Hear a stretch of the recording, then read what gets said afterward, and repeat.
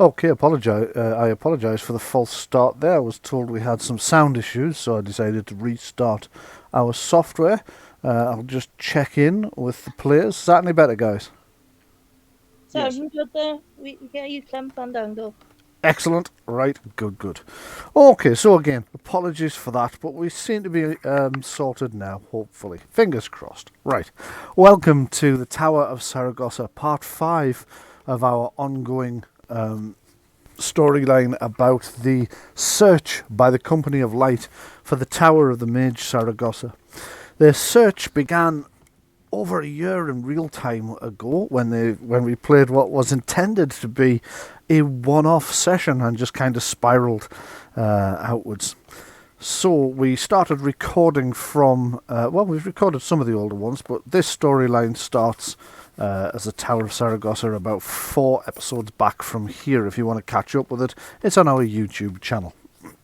However, all you really need to know, I'm about to tell you. So, the Company of Light, a small party of adventurers, have been searching for more clues to the truth about an ancient mage, supposedly a necromancer called Saragossa, after first encountering what purported to be his tomb in a concealed valley. The mystery began when 2 other adventuring parties also found what appeared to be the exact same tomb, but each tomb was very slightly different in that the changes one party had made didn't appear in the others, and it quickly became apparent there were actually 3 identical tombs, all claiming to be the last resting place of the mage. The Company of Light, determined to find out more and to loot every spellbook the mage ever had, if they could just find them, travelled south to investigate his original home, a mansion house where tragedy had befallen him after the death of his father and the murder of one brother. Another brother was arrested and executed for the murder, only for it to come out later that he was innocent. In a desperate quest to try and resurrect his brother, Saragossa upset many of the locals' legends of necromancy and body snatching, forced him into the mountains to the north where he hid for a while in a cave, before something happened and he went and founded a tower. The party, having investigated the cave, the tombs, and the mansion, are now on their way north through hidden routes to try and find this fabled tower, the last home of Saragossa. Where we left them all last week, they were inside the valley and were choosing a route to head onwards to the ultimate aim, the tower itself. This is the Tower of Saragossa, which is an adventure written by myself for the Fantasy Age RPG by Green Ronin Games. Therefore, the rule system is Fantasy Age by Green Ronin Games. All the maps we'll be using are created by myself using Campaign Cartographer 3 from Pro Fantasy Software. The scenario is by myself. Music is by Tabletop Audio. And our cast today are, Adrienne will be played by the rest of the cast, as her player is ill. But the players we have with us are Sean McGuile as Kellen of Highgate. Feel free to say hi. Yeah. Patrick Heaviside as Goric Clovenhelm, the dwarf. Hello. And Louise Morris as Mog of the Bright Eye Clan, our orc rogue and artist. Okay, so as I mentioned, guys, where we left it last time, you had entered the valley, and I'm just going to take you over to the valley map. Which remains untitled. I should probably give it a title. It will resolve momentarily. It's quite graphics heavy, so it takes a little while to resolve. But there you are. You've travelled through the Canyon of the Three Tombs, having picked up your battle wagon. You can see yourselves here at the first of the forks in the valley, where you were deciding which route to take. And I believe you had decided to take the low route, hadn't you? Please don't say you've changed your mind, because that's what I prepared based on what you told me last week. which is the low route is the one which is the red line. The red going up line, the yes, that's right. Sorry, that's the high route, western- and it's the high route I meant. Yes. I was going to say we chose the one with the hardest ground. The for hardest weight of the battle ground, wagon. that's right. Knowing that the low route hardest has a lot of runoff and is soft mud, you decided to take the hardest ground, which possibly might also be the hardest route. So I'll just move you up there, and we shall begin.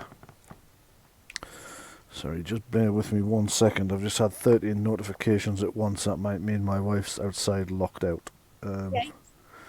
No, doesn't seem to be. It's one of my other gaming groups who've decided to pick a day they know I'm gaming to ask me questions about a different game, so they can wait. Okay, so you're travelling through the mountains. As you continue on, you're climbing higher and higher, and it is getting, as one might expect as you're travelling through a high valley, colder and colder. So just let me bear this out. I'll pop this out so it's not obstructing the view for our... I keep wanting to say listeners because I'm basically a radio chap, but there'd be viewers here, wouldn't it? So here we go. As the snow falls gently, the air is cold enough to turn your breath to clouds, and the road begins to climb ever more steeply. The horses can be seen visibly huffing as they haul the wagon up the steepest part of the incline yet. Then, the very thing that you've been worried about happens. The wagon becomes stuck. The horses are struggling to haul it up the road, but the incline, small as it is, not more than, well, quarter of a metre high, is just enough to cause the wheels to roll almost to the top and then sag back down, pulling the horses a couple of steps back each time. Determined, the horses keep trying, but it just keeps rolling backwards. Each time... sorry, go ahead. Yeah. Sorry. No, go ahead. Go ahead.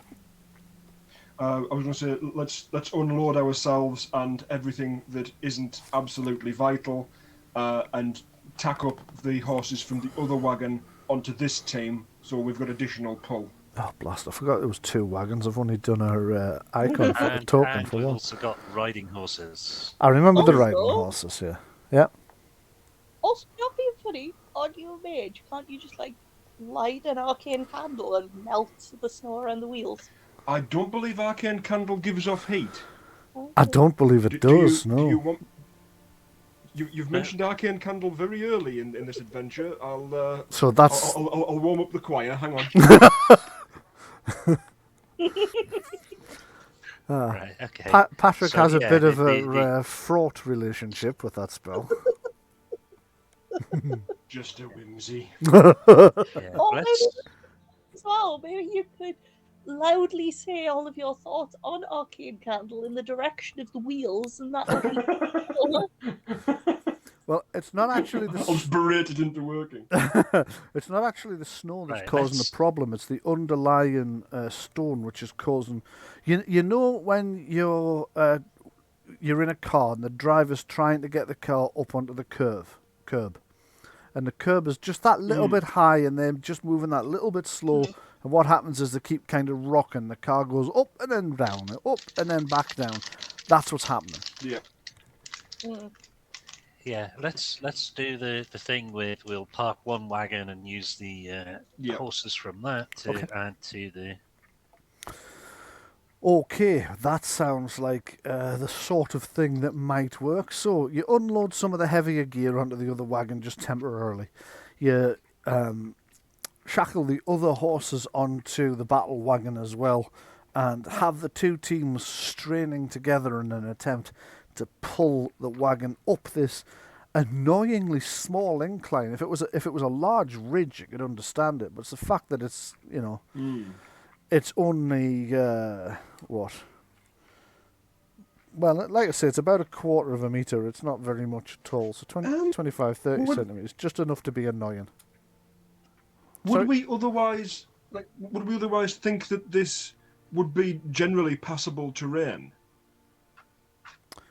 Probably, is yes. this unlikely? Is this unlikely to be impassable? Or I mean, it's not... does this go on. does it feel off? Why don't you give me some kind of roll to see if you think it might be off? Yeah. What's running through your mind, Roll. and I'll see what the best roll would be. Right. I'm considering that this doesn't seem like it should be causing us this much of a problem. It's a slight incline, It is a slight incline. and Yeah. we haven't had any problems like this. Have we experienced inclines like this previously on the journey? We've come all the way to Fannon's, to that village, You and then have. all the way around the Canyon of the Three Tombs. You have encountered inclines like this. It's not so much that this is an incline. That's maybe the wrong term. It's more that it's a very Right. a very short ridge. Like I say, a very low ridge rather. Like I say, very much like a modern world curb at the side of the road. That's just designed to stop you accidentally driving on the path. And technically, when you're doing it deliberately, you should be able to. But you know how you have one of those days and you just can't get it up. Nope, I'm definitely going to rephrase that. And you just can't get on top of the curb. Does it look as though it's been Done deliberately.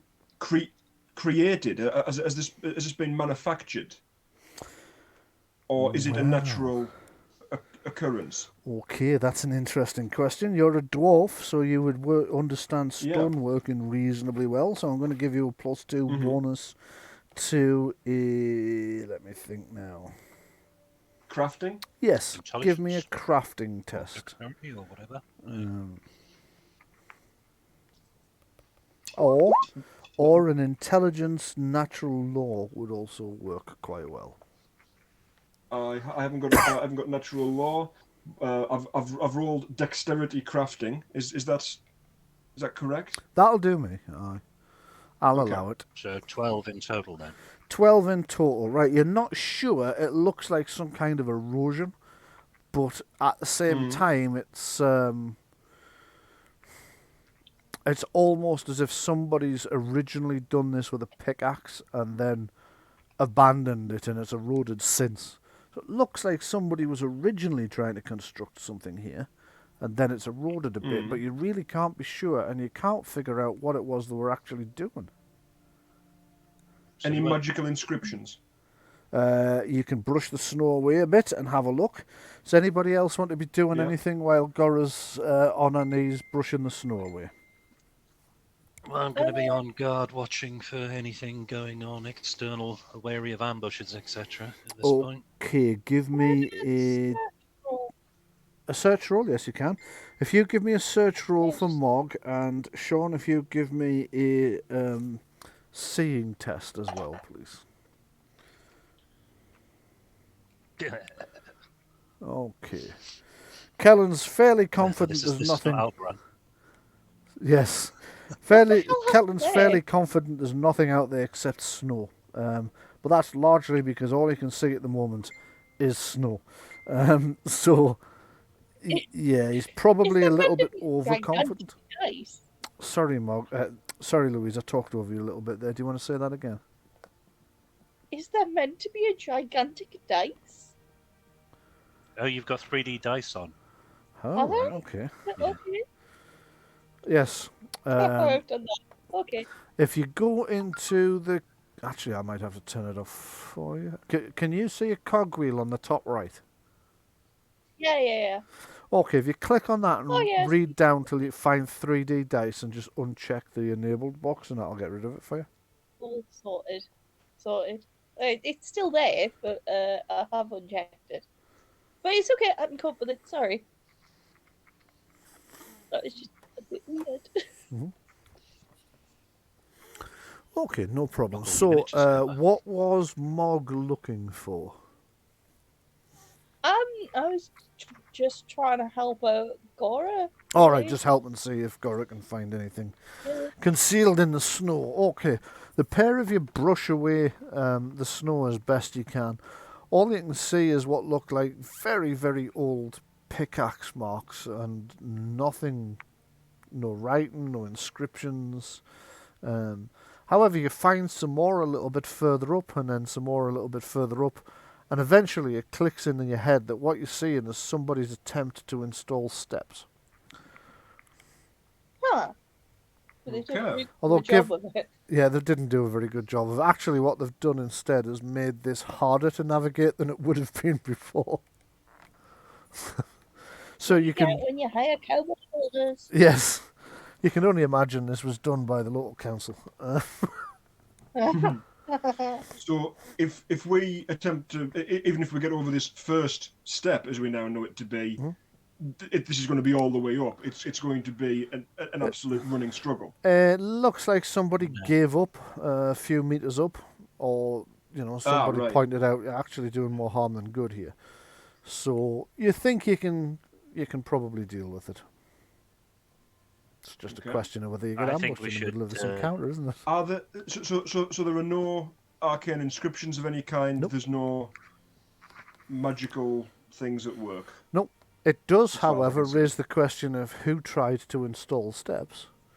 Because A, this valley is not supposed to be inhabited until fairly recently, and B, whoever did it did a fairly poor job, so it's unlikely to have been dwarves. That's a fact. Can I tell anything about the size of the pickaxe by the marks? Interesting. Yes. Oh, actually, I've just had a thought as well. Mhm. And it's like you did a pickaxe thing, but on a similar note, I kind of like to investigate the size of the steps, Yeah. like for whose feet. Are you thinking what Yeah. I'm thinking in terms of it might be ogres? Well, I mean, not well. It could be. I don't know. I was more thinking like, is it are the steps sized for human feet, or a little bigger, or a little smaller? Well, bigger, not a little. Okay, give me a break. I didn't think of this. No, just kidding.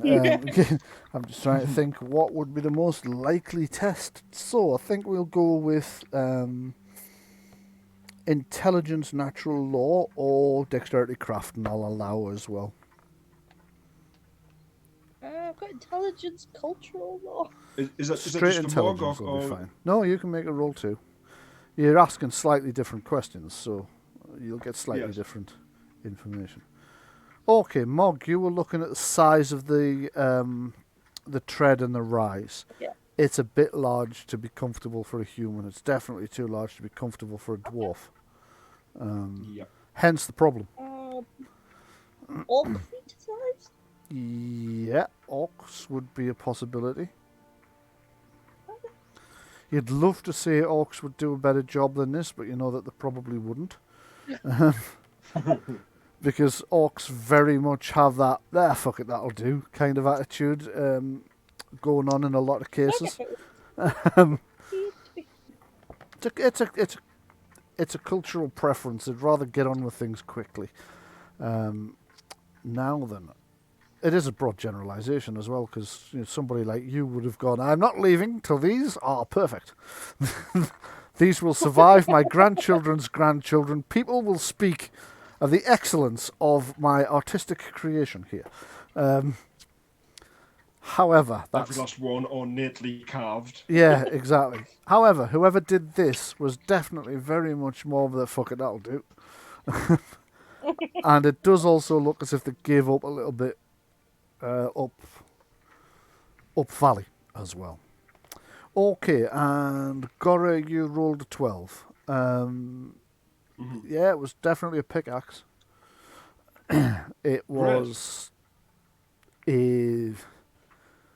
about human size, probably, but it didn't look as if it was terribly well maintained, judging by some of the... Or terribly well swung, perhaps. One of the two. You're not sure which. What were the beast creatures that were also inhabiting this area? Right, that's interesting, because you had two groups. You had Yes. beast folk and you had beast kin. Now, the difference is beast kin... I'll always confuse these two. The names are so similar. Beast Beast kind of fair. Beast folk are fae. Oh. Beast kin, I think. Is that right? One or the other. One Yes, group... like the gator kin. Gator kin Yes, weren't fair, that's right. but my druid is. That's correct, yes. So Right. one group of fae creatures were the offspring could be any sort of beast-like person. Yes. Whereas the other group have different subspecies, all of which are, all of the members of that subspecies are the same obvious animal connection. So you would get beastkin that might be like goat-headed, which are the ones would be most likely around here. You would get sort of hyena and jackal-headed ones and so on. That was well. it. Gators. Yes. And gators, yeah, which are technically And- yet another species again, but yeah. And are they larger than a human? Are they about orc size? Yes, they are about orc size. Ah, That's right. Hang on. Maybe they didn't give up. Maybe they made the steps right up to where they needed them. It's possible. What is at the top of the steps? Where the steps end, what is there? Is there Okay. any kind of hidden opening? Is there a cave? Can I have a second search test? I know Mog did one earlier, but she was searching specifically the steps themselves, and now you're searching around the top of the steps, the head of the steps. So could I have another search test from you both, please? Is it under intelligence? Sorry, no, it's under Perception. perception. Perception.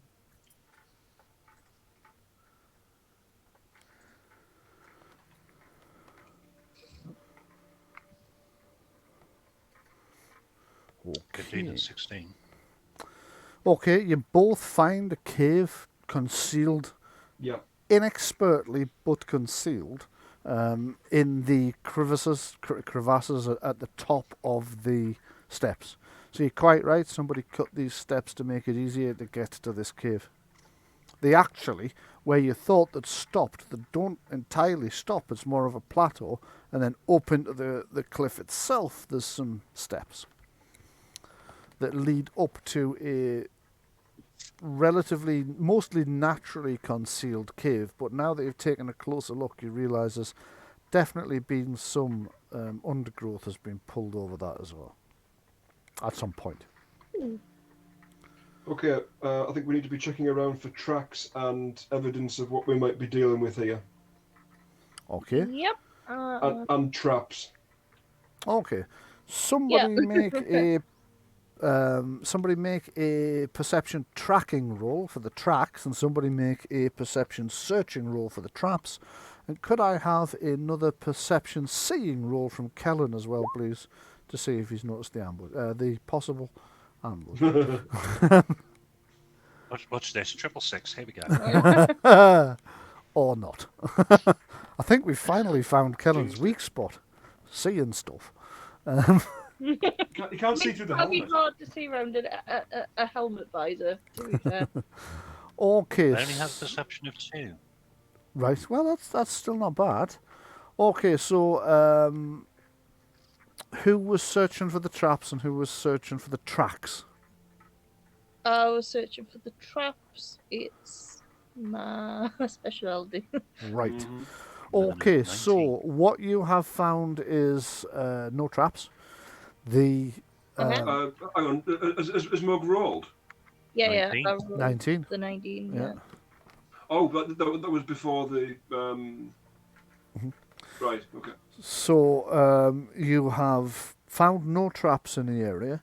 You've found that the undergrowth that's been used to cover the cave has been slightly moved out of position, as if people have or creatures have come out and not put it back entirely securely, or gone in and not put it back entirely securely. You're not sure which.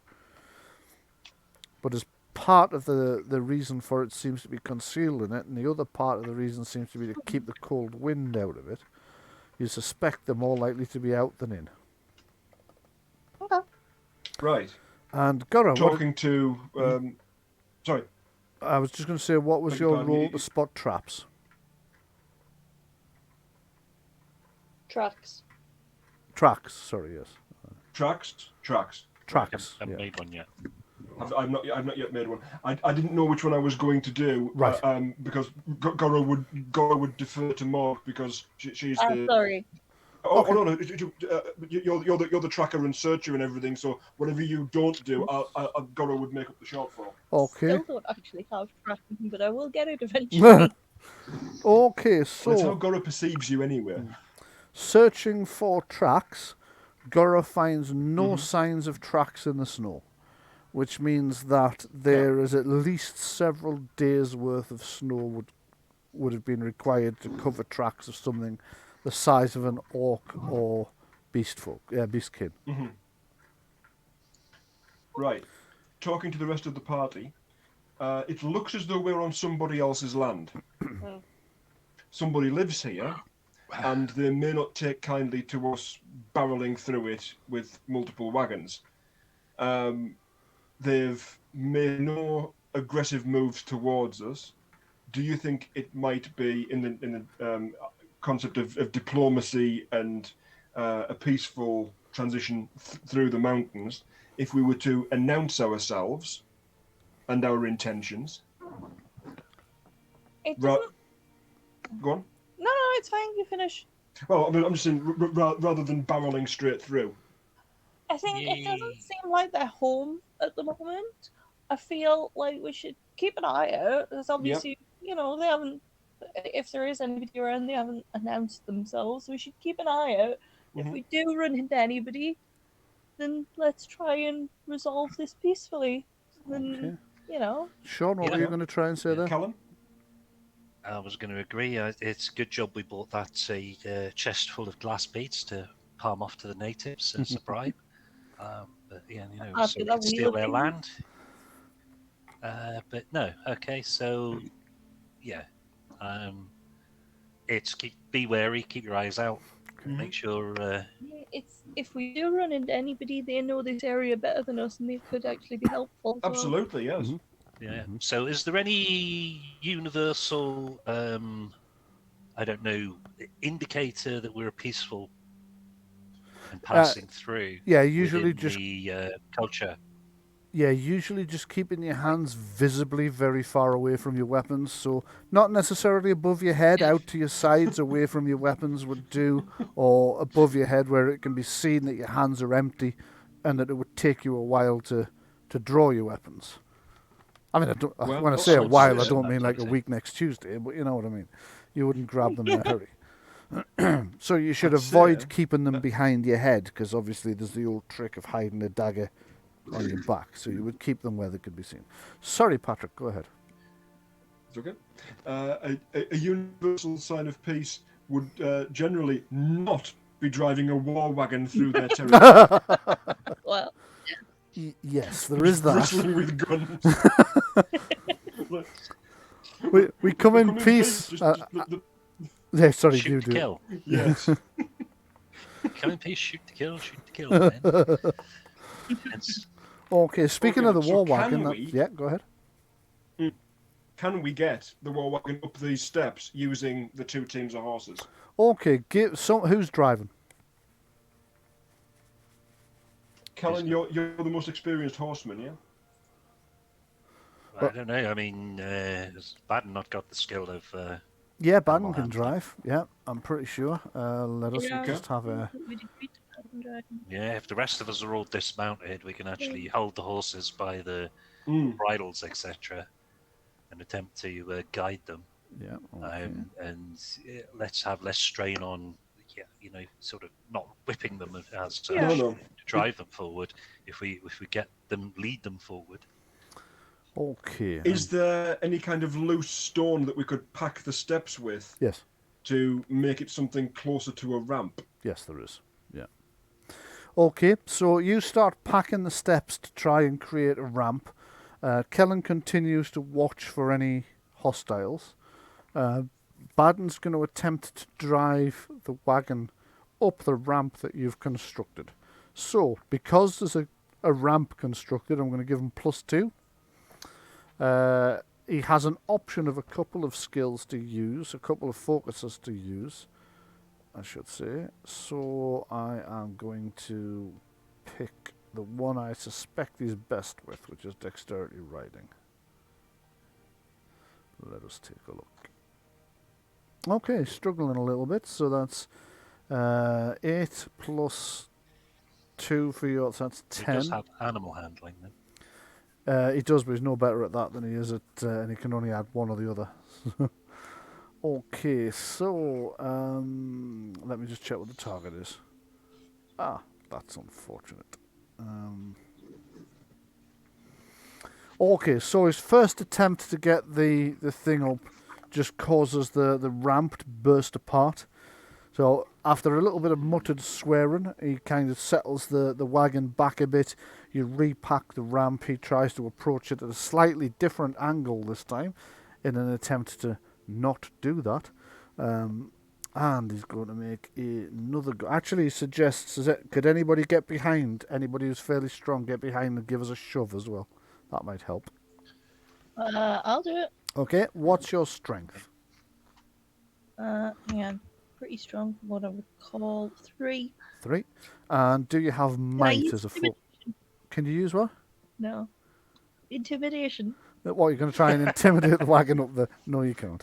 You could have used might if you'd had it, but it's just going to be 3. So I don't have might. Okay. Yeah. I'm going to add 3 plus the 2 for the ramp, so that's plus 5 on whatever this dice roll is, and Baden's going to have another go. Yep, that's him.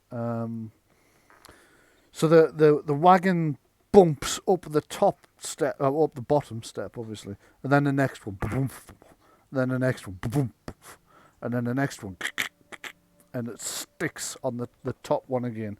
So he is more than halfway up, but it just hasn't quite made it. So, do you want to keep trying the same tactic, or is there something else different you'd like to check? Same tactic. Another shove. Another shove? Right you are. So just before we do that, can I have another perception seeing test from Callan, please? This is the bit high one.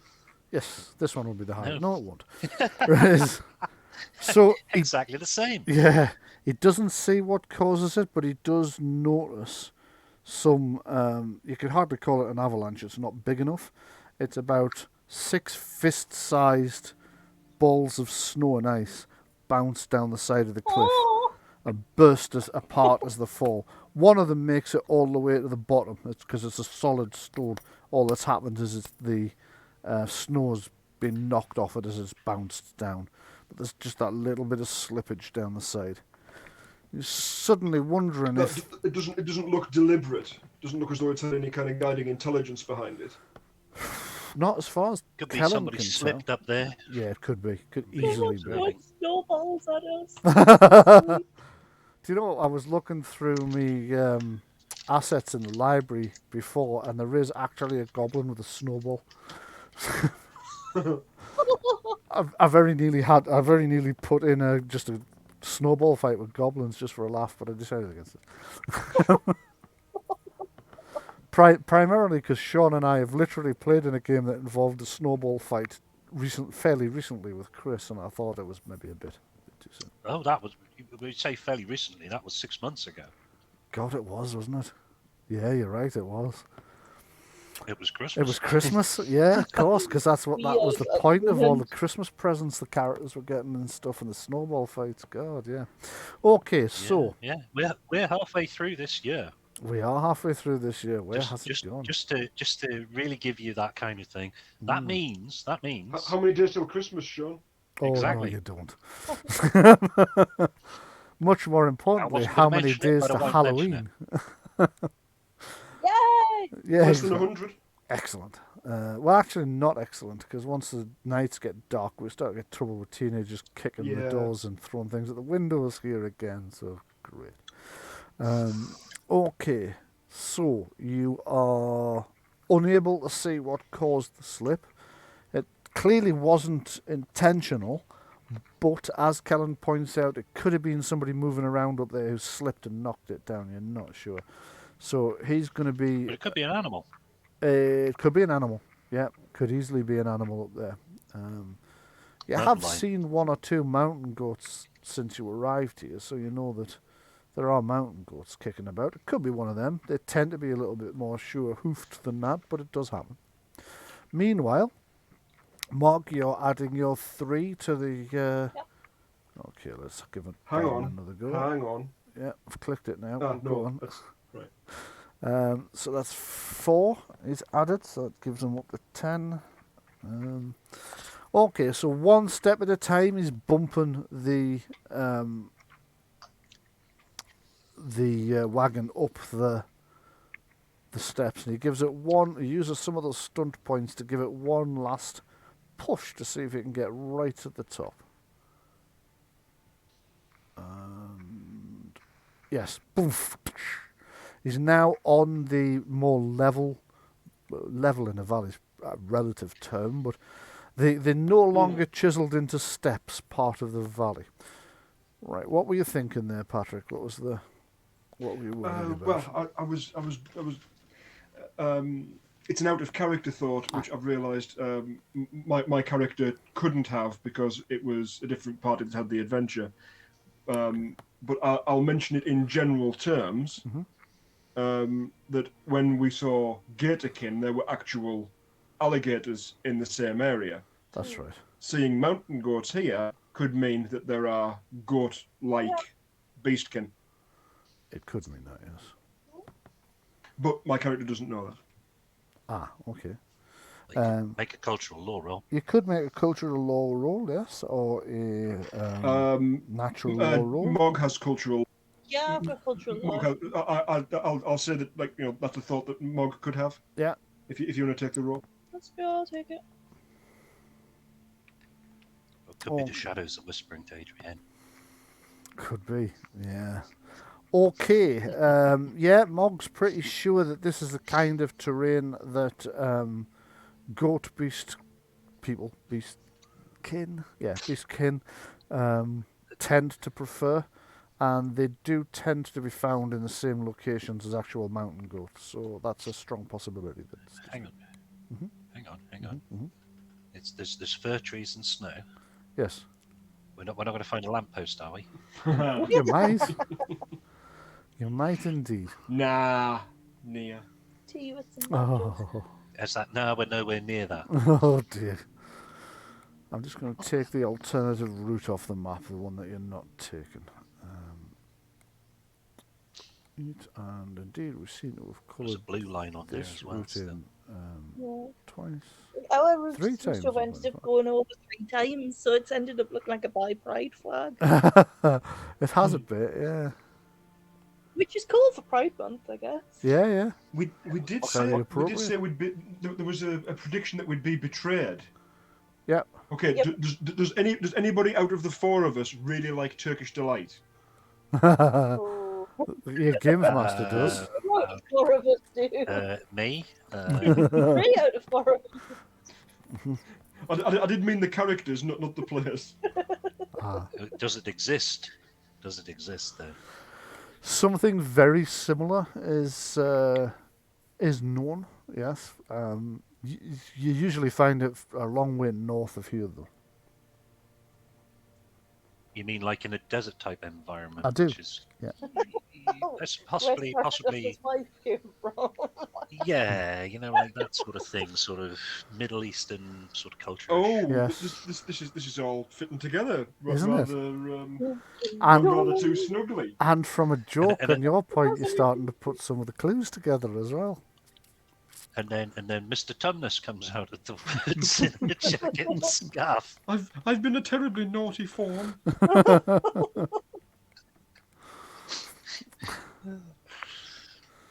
Geographically, should this area be in perpetual winter? It is a mountain. It is. It's above the snow line where you're at now. It's only just above the snow line. But we are in autumn as well. And you so are in autumn as well, turning yes. in the fall. So that's right. So the valley you're in at the moment, the snow's reaching further down the valley than it would do during summer, but it's not reaching down quite as far as it will do once it turns winter. But yeah, geographically this is all fitting together fairly well. Yeah. So these were definitely steps, not a stone table. Yes, these were definitely steps, not a stone table. Okay. 5, 6, 7, 8. I mean, they are terrible steps. They are terrible steps, Yeah. yes. Our wagon dear. scooting. Yeah. Okay. Okay, so And that guy, he was Welsh, wasn't he? he was, So, Funny. what are you going to? You're not going to make it all the way through this valley tonight, I don't think. Let me just check the distance and see if I'm talking rot. Well, that's only 12 feet to there. Yes, so I don't appear to have the scale set correctly on this, so that's really not going to help. So let me just check my manual map instead. It's only 13 feet across that distance. No, it's several miles. It's actually that's not too far off if we change feet to miles. Okay, you could conceivably make it. Well, you're going to make it a bit further anyway, certainly. So, winding your way up through the valley, I'll just close the previous note, and we will open the next one, which is this one, and I'll pop that out again so it's not obscuring your view. Here's the issue, though. Mm-hmm. Weapons, carrying of weapons as we go. Now, being a mounted man on a horse in armour, yes, it would be, I would carry a lance. However, what I'll do is I'll put it in. I thought the idea was we're going to have some lance holders on the side of the wagon. Yes, you do. Yeah. Yeah. Mm-hmm. So I would just leave the lance there at this point. Because it's not going to take much to ride back, pick one up, and ride out with it. No, it's not. It'll take. Given the speed of a horse. And you've always got your sidearm, haven't you? Yeah, I've always got a sword. Oh, yeah, you'll have a sword handy. Yeah. I won't have the larger shield though. Right. I have the smaller shield. Okay. Yes. Because that's an infantry shield for on foot, so it's only the +2. However, being mounted gives you a +1. Right. So it will balance out again. Or it might do, but it's So it might not make any difference. I don't think it will make any difference in your case, no. With your various riding talents and so forth as well. As your expedition winds its way through the gradually inclined mountain valley, the temperature's grown steadily colder and more chill as you've gone. Oh, that was a bit of a redundancy. Steadily colder as you've pressed on. You can see your breath hanging in the air ahead of you as clouds of steam, and the cold wind has fallen to a mere suggestion of a breeze. But still, it stings your skin wherever it's exposed. Not so hard that you fear harm, but certainly enough that it reminds you of the cold, as if the crunching snow beneath your horse's hooves and the wagon's wheels weren't doing that well enough. As if the incline wasn't a big enough problem, however, ahead you see a suspiciously flat region.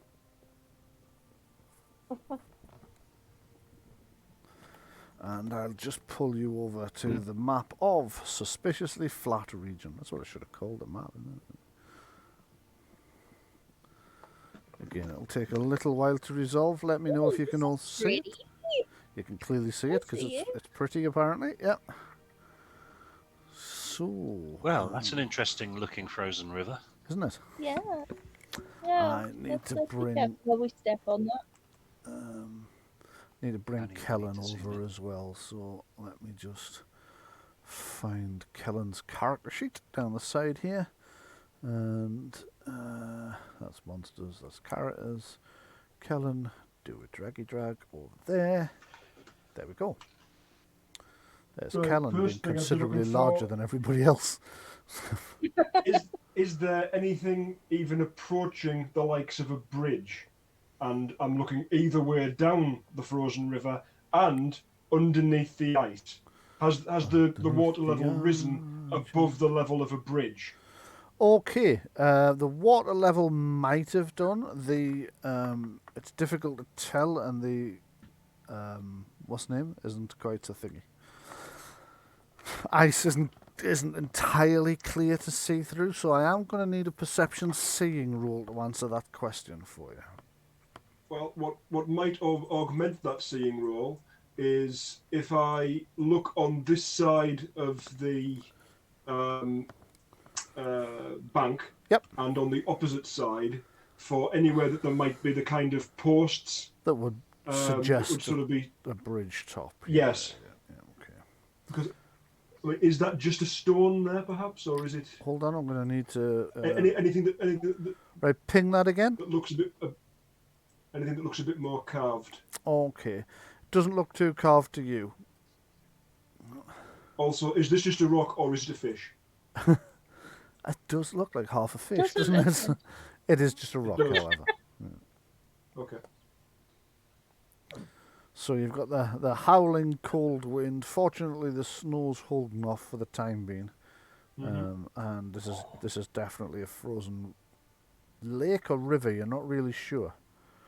From here, from where you're standing, it looks like a river because it's longer than it's wide. But both directions it goes round a corner, so you can't be absolutely sure.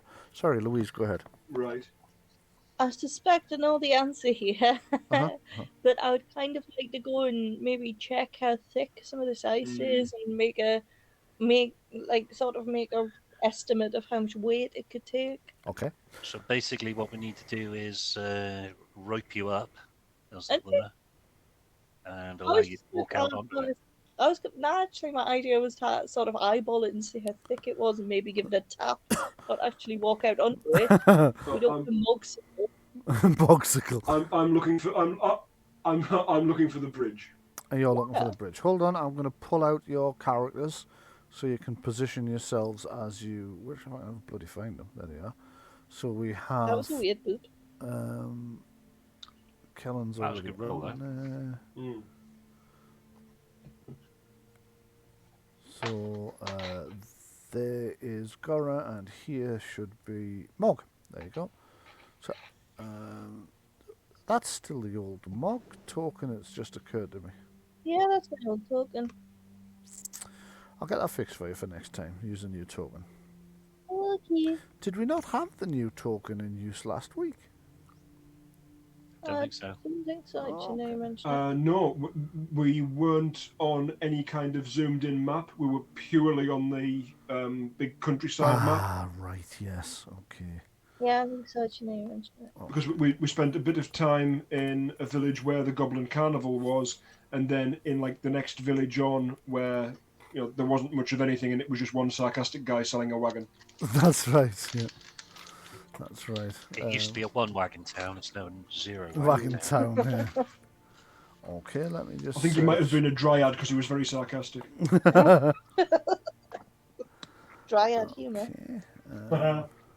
Oh dear. Orc. Do you know, it doesn't look like I've got Mog in here yet. I'll sort that.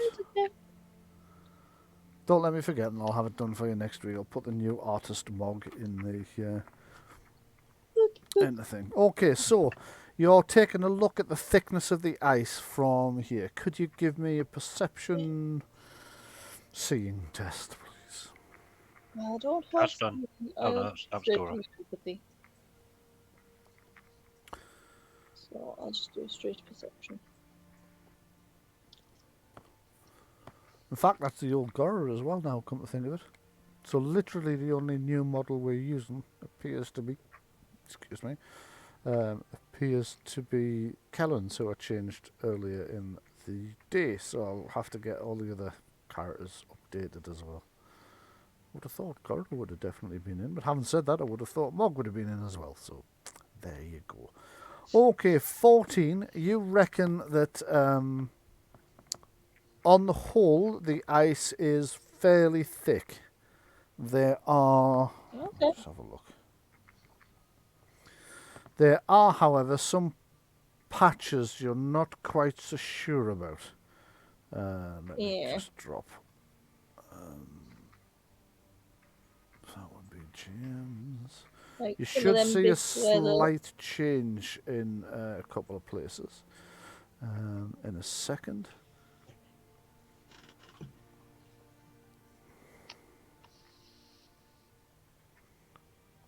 Okay, there you go. Oof. Yeah.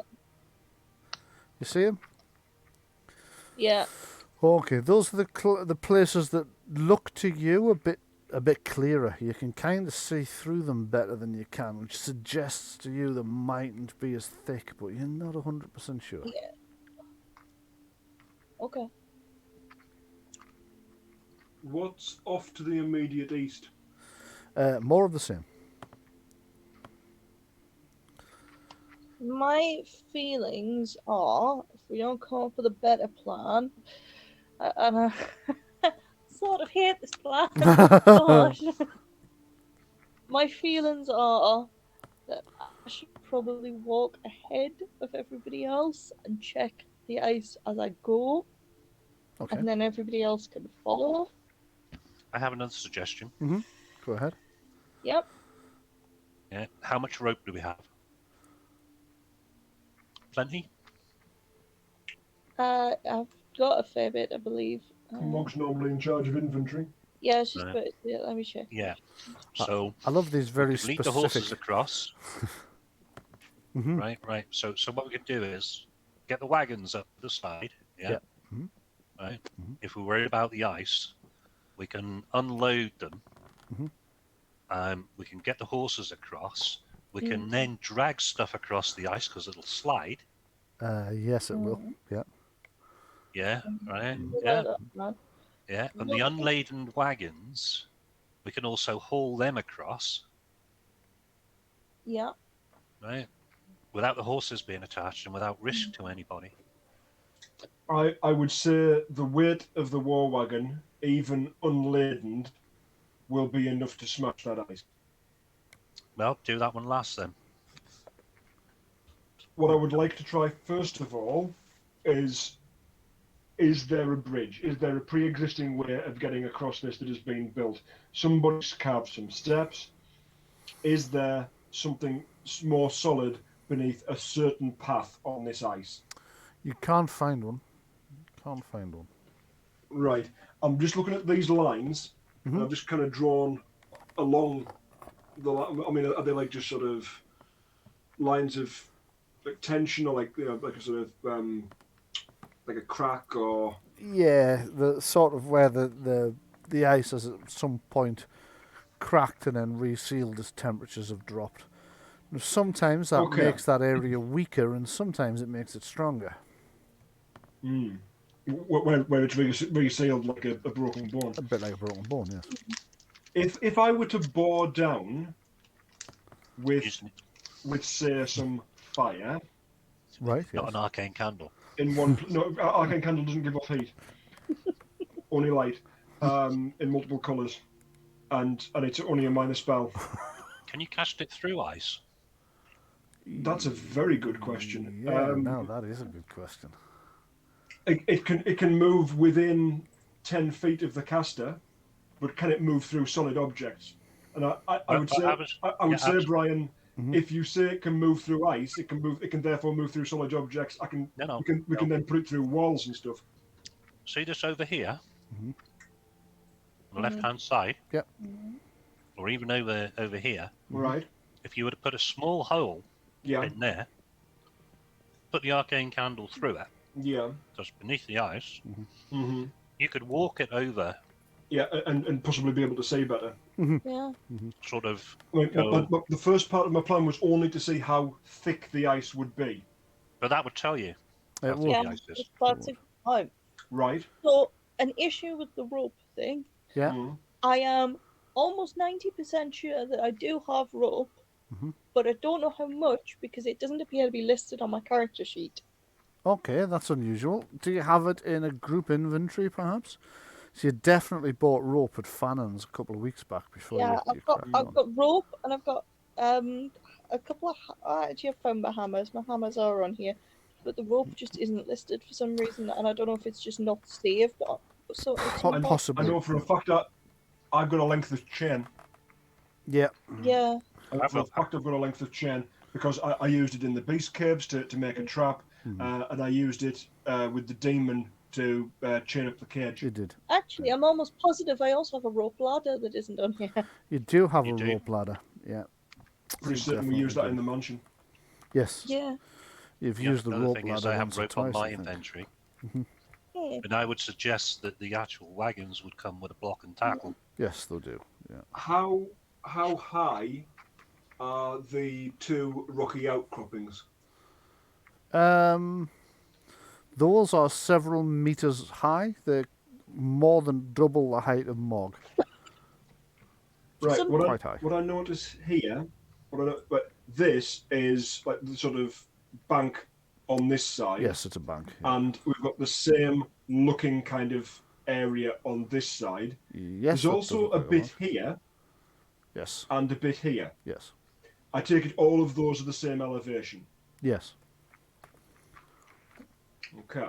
Something I definitely do have, though, if we did want to pop an arcane candle under the ice, which the more I think about it, the more I think is a good idea, because we could have it. I have no objection to that idea. Yeah.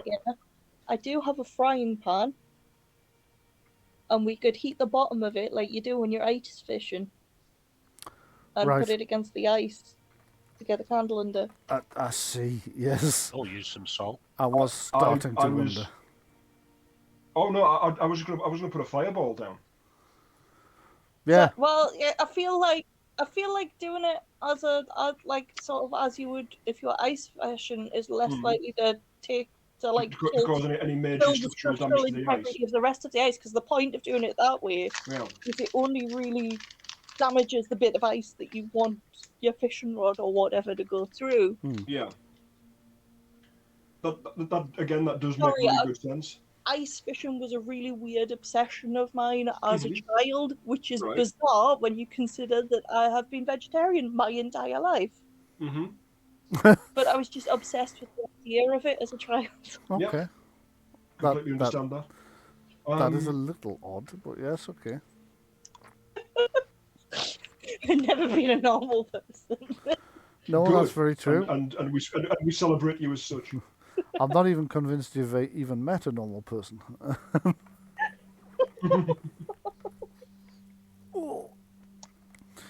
And we've got some. Now, do I take it that these are like icicles? Yes, they are. Yeah. And are they actually going straight out in that direction? They're slightly more at an angle than it looks like, but they're about 45 degrees, so it's not like they're heading straight upwards or anything. No. So is that indicating the flow of the river? You don't know. It looks like a really odd formation to you. Without a natural law roll, you're probably not going to know how that could be caused. Unfortunately, can we do a base intelligence roll? Go on. Get a small rock. Throw it to that space in between the two outcrops. 17 with 6 points of stunts, Bryan. That is quite a good roll, isn't it? Okay. There is no natural cause you can think. Well, I mean, possibly if there were gale force winds blowing. Yeah, probably magic. If there were gale force winds blowing west to east and they were extremely cold, you might get the water freezing in that formation. But it seems very unlikely because you'd have to have a combination of very high winds at just the right moment and flash freezing. Hang on a second. Right. Okay.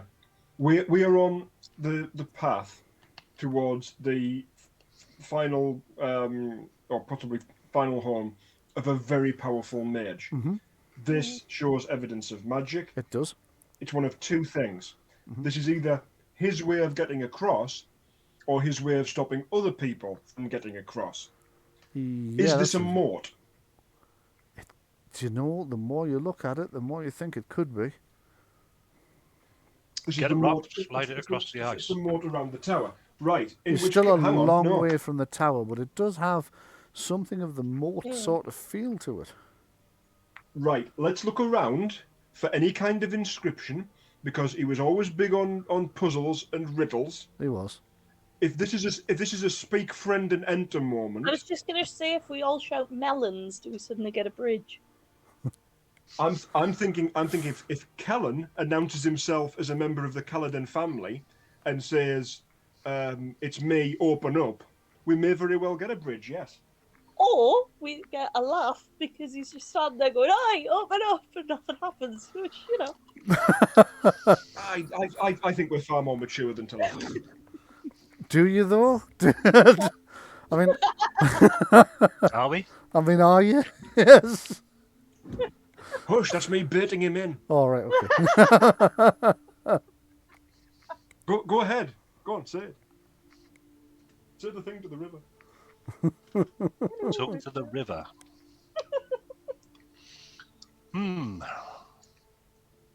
I think there could be some sort of spirit employed here.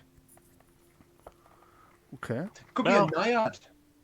Okay, yeah, fair enough. I'm going to go with this plan because it seems very. It's the least destructive.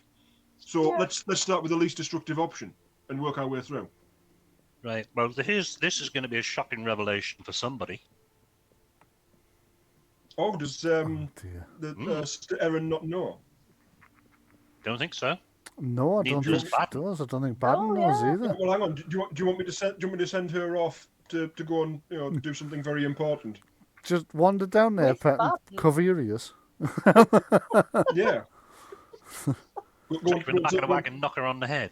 So I don't know what happened there. Something fell on your head from the roof. This is not what the Company of Light is about. People ended up tied up in cupboards, unconscious. We are not about knocking out nuns. She's not a nun though, is she? She's an initiate. Have we slid so far? Come on. Yeah, I would say so. Well, no, we can slide across the river though. But... Okay, no, I'm gonna go with this plan, and I'm gonna say right. So what I'll do is I'll actually tell him first before I do this. Right. And I'm going to explain it to him. I'm going to take 5 minutes, explain the situation. Okay. This does come as a bit of news to him. He's slightly surprised to learn about this, but he's not sure he knows how to take it actually. But he decides in the end that it's not for him to question. But it does kind of explain, as far as he's concerned, why the interest in the legend of Saragosa. Sorry, I'm sure she's now scribbling notes furiously. She's probably noting something about that down, you should imagine, yes. Yeah, so I'm going to... Up to the river on the horse. Okay. It's going to be like, Elrond style, with the river. Mm-hmm. Yeah. You know. Okay. Yeah. But I'll announce. I'll give a I don't know speech, and I'll say something along the lines of the descendants of House Caladan are here. Please open the way. Okay, so feeling a little bit sort of self-conscious about the whole thing, you announce yourself to the river. The descendants of House Caladan are on the way, and you find you're having to shout by the time you get to the end of it. For the rest of you notice that the wind is picking up significantly as the announcement is made. The music gave us a bit of a hop there. And you're actually struggling to hear him a little bit by the time he's finished it. And then you think this can't be normal because the wind's just getting stronger and stronger and stronger. And then seemingly out of nowhere, you can see something that seems to be floating up through the river, or would be, if I could just find my little control mechanism. That was clever. Well done. Thank you. I just need to pull this out a little bit till it gets to the right. There we go. And then that should more or less... I haven't gone far enough. I haven't turned this enough, but I'll do that when I can see it properly. So I'm going to drop this onto layer token. Oh, Well done. love it. I've just got it slightly out of position there because on the GM's layer the opacity was set so high I couldn't really see what I was doing. So just give me a second and I hope it didn't I'll... actually just land on me. It didn't. It didn't actually just land on you. I tell you what, even seeing the bridge isn't helping a great deal because I can't see the control handle because it's blue. Well, it's attached to a piece of ice. I can tell you that much because that moved at the same time. It did. So Over here. Yeah. So I need to try and. Nope, it's just going to continue. I tell you what, I'm going to get rid of this piece of ice. Delete that, and if I... Oh, that's And close bridge enough. cracks up through the ice. Yes, the bridge sort of as it's rising, the ice begins to crack and break away. It falls past, and the bridge rises. I'll tell you what I've still attached here. I've attached the full section of the bridge, including the steps, which obviously it doesn't have. So I'll delete those, and I'll expand this section. It looked I have to fine. move before you hit me with the bridge again. Oh, just a little point of interest graphically. Yeah. Is that the same bridge that was used right before the monastery? Yeah, Might be. it's a similar bridge. Yeah, Oh, it's not a bad thing. I mean, it's just purely a point of interest because I recognise the little inscription at the steps end. Yes. The one that says bridge. It Move it actually... eastwards Yeah. Oh, slightly, yeah. half a square, Brian. Yes. I forgot about that. The one that I says moved bridge. out of the way to not get hit with a bridge, and you're still trying to determinedly hit me. That's it. That's it. You're in the right. Yeah, that's where it's appeared.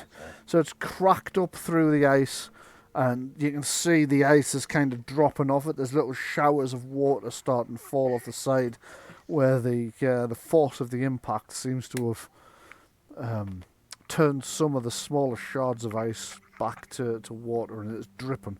And then as it hits the ice around it, it's freezing again. Okay, So, yes. Kellen, I Yeah. highly recommend you remain on the bridge until everybody else has passed.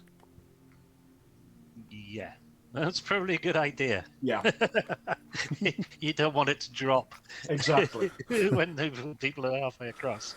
we don't know if it's purely a password and it's heard some keywords that it recognizes, or if it is like a familial bond, and once you go off it, the entire thing will drop. Okay. Yeah. Interesting point. You don't know. Yeah. Okay, so cautiously you make. So anyway, I will. Yep, go ahead. I'll go first onto the bridge. Yes.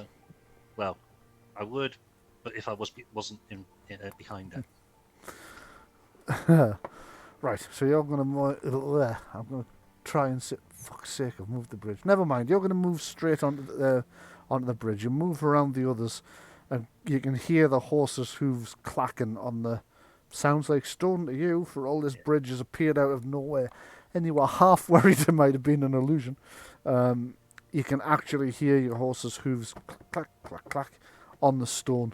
Exactly the sound you expect to hear. You make it to about halfway across the bridge. And nothing particular has happened. It's just you're halfway across the bridge. Do you want to stay there or do you want to go right away? Just to clarify, Brian, this rose out of the water. Is that right? That is right, yes. It appeared to rise out of the water. It wasn't that it was just always there and invisible. You know, you don't think so. There's a couple of things about it that are suspicious to you, which is why Kellen half suspected it might be an illusion. One of those things is it rose out of the water under the ice, but it's not wet. It broke through the ice, but there is no ice on it. There's no ice on the bridge at all. Nope, it all rolled off the sides. With the surrounding area, if it had always been there and just invisible, you'd expect to see a lot of ice on it. Exactly. Yeah. I would move onto the bridge if I could, but I'm underneath it. Right, you are. This is on the token level, so if For some reason, I can move Cullen.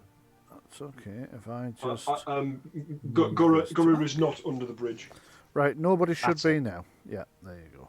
A piece of ice is now on the bridge. Chili peppers stuck in my That head. would be a piece of ice that has gone. There we go. Right. It's just a speed, right? So move up to there and into the middle of the bridge. If nothing bad's happened, then Nothing bad's happened everybody so get far. yourselves across. So What far. what is of interest though? Could I have a cultural law test from Gora, please? You're going to get +2 on this. Okay. Is it possibly something to do with St. Cuthbert of the Cudgel? No, Architecture. it's the architecture that struck you. It is the same Okay. general style of architecture as the bridge to the monastery of St. Cuthbert and the Cudgel. I don't know if you remember, I mentioned this then as well, but it's dwarven architecture. Ah. Something that didn't... Yeah, I remember that coming up as being slightly odd because like the writing on the bridge was in Elvish though. That's right, it was, yeah. The writing on the bridge there was in Elvish. It's not odd for Saragosa to have dwarvish architecture because he had dwarven architects work on the manor. Yeah. It No, is. I'm just saying it was odd. Yeah, obviously it was odd then because like the bridge was Are there any dwarven. cloud symbols? It was just when Bryan said it was odd that it was dwarven. All right. It's in keeping with what Saragosa had done previously.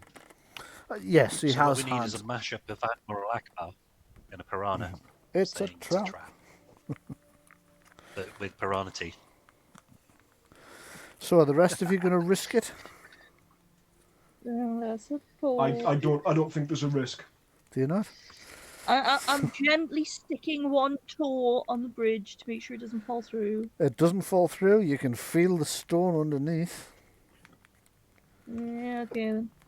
The stone is... I'm muttering away as I walk across. Okay, the stone is cold, but having said that, the stone is no colder than you would expect stone to be. In and of itself, it's not as cold as you would expect it to be up in the snow-covered mountains, having just burst through ice. It's about as cold as you would expect stone to be at normal sort of room temperature down in the valleys. So there's something continuing to be very, very odd about this whole thing. You can see Novitiate's sister Erin's kind of looking extremely suspicious. He's quite nervous about this whole thing. Baden, who I've actually placed as an outrider, but I've just realised he's driving the wagon, so I'll just delete him from there, is also quite nervous because he's going to have to drive the wagon across this. So would somebody like to open Baden's character sheet and make a dexterity riding test? Is your follower, so stands to reason. Yeah. A riding test. Yeah, a riding test. Who's leading the other wagon? Whoever you wish.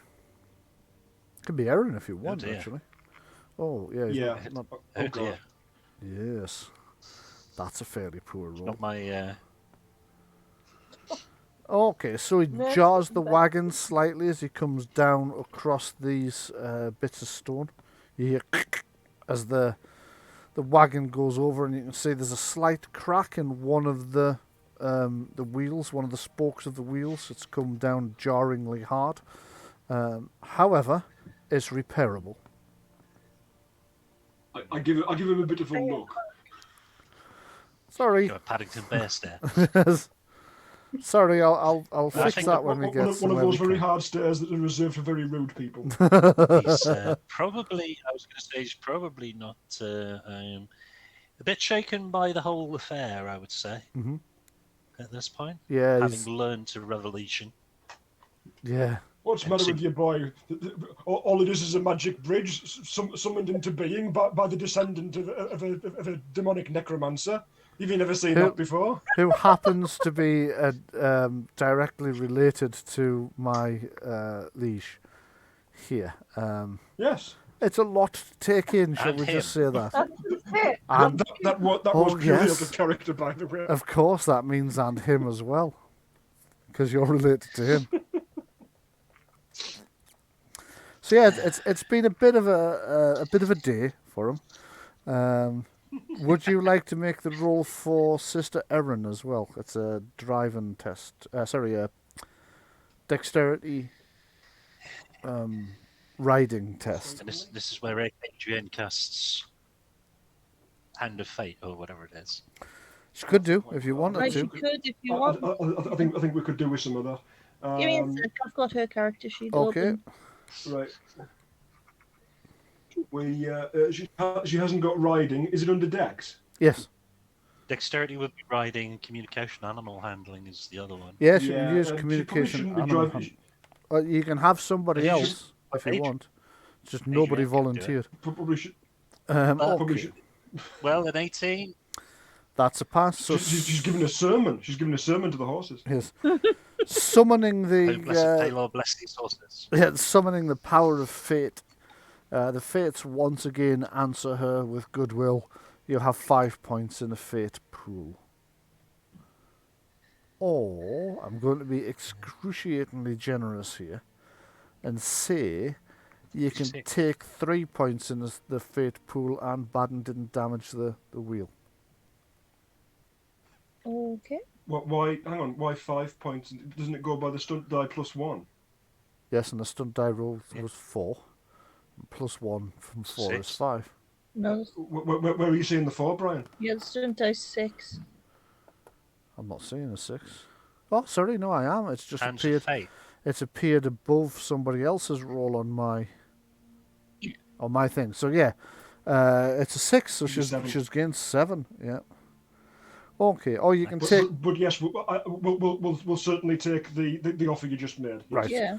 So you take 5 points, and Baden came down a bit hard, but the wheel didn't crack. The spoke didn't crack. You still give him a bit of a look. How many points?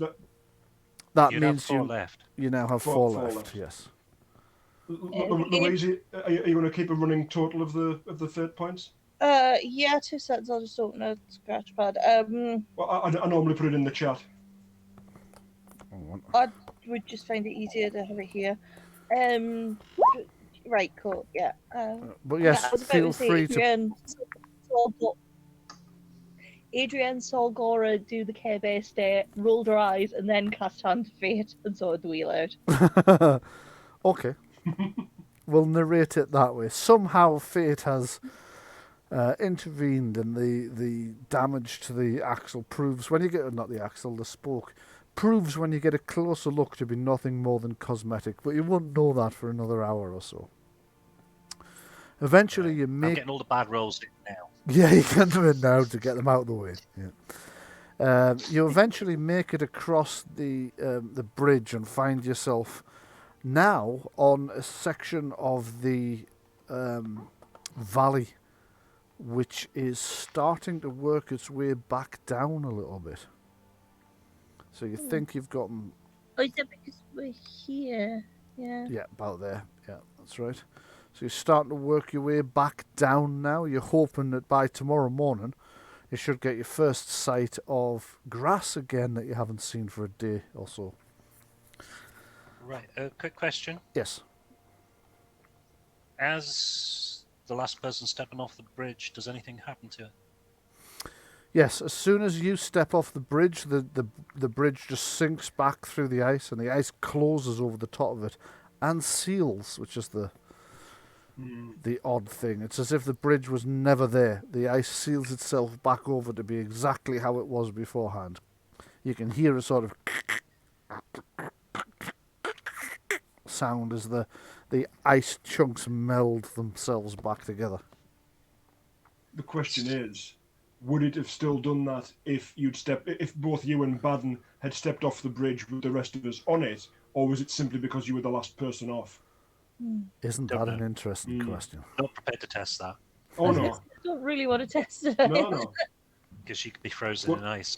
The important thing is we did it exactly the right way, and if we go back the same way, we know exactly what to do.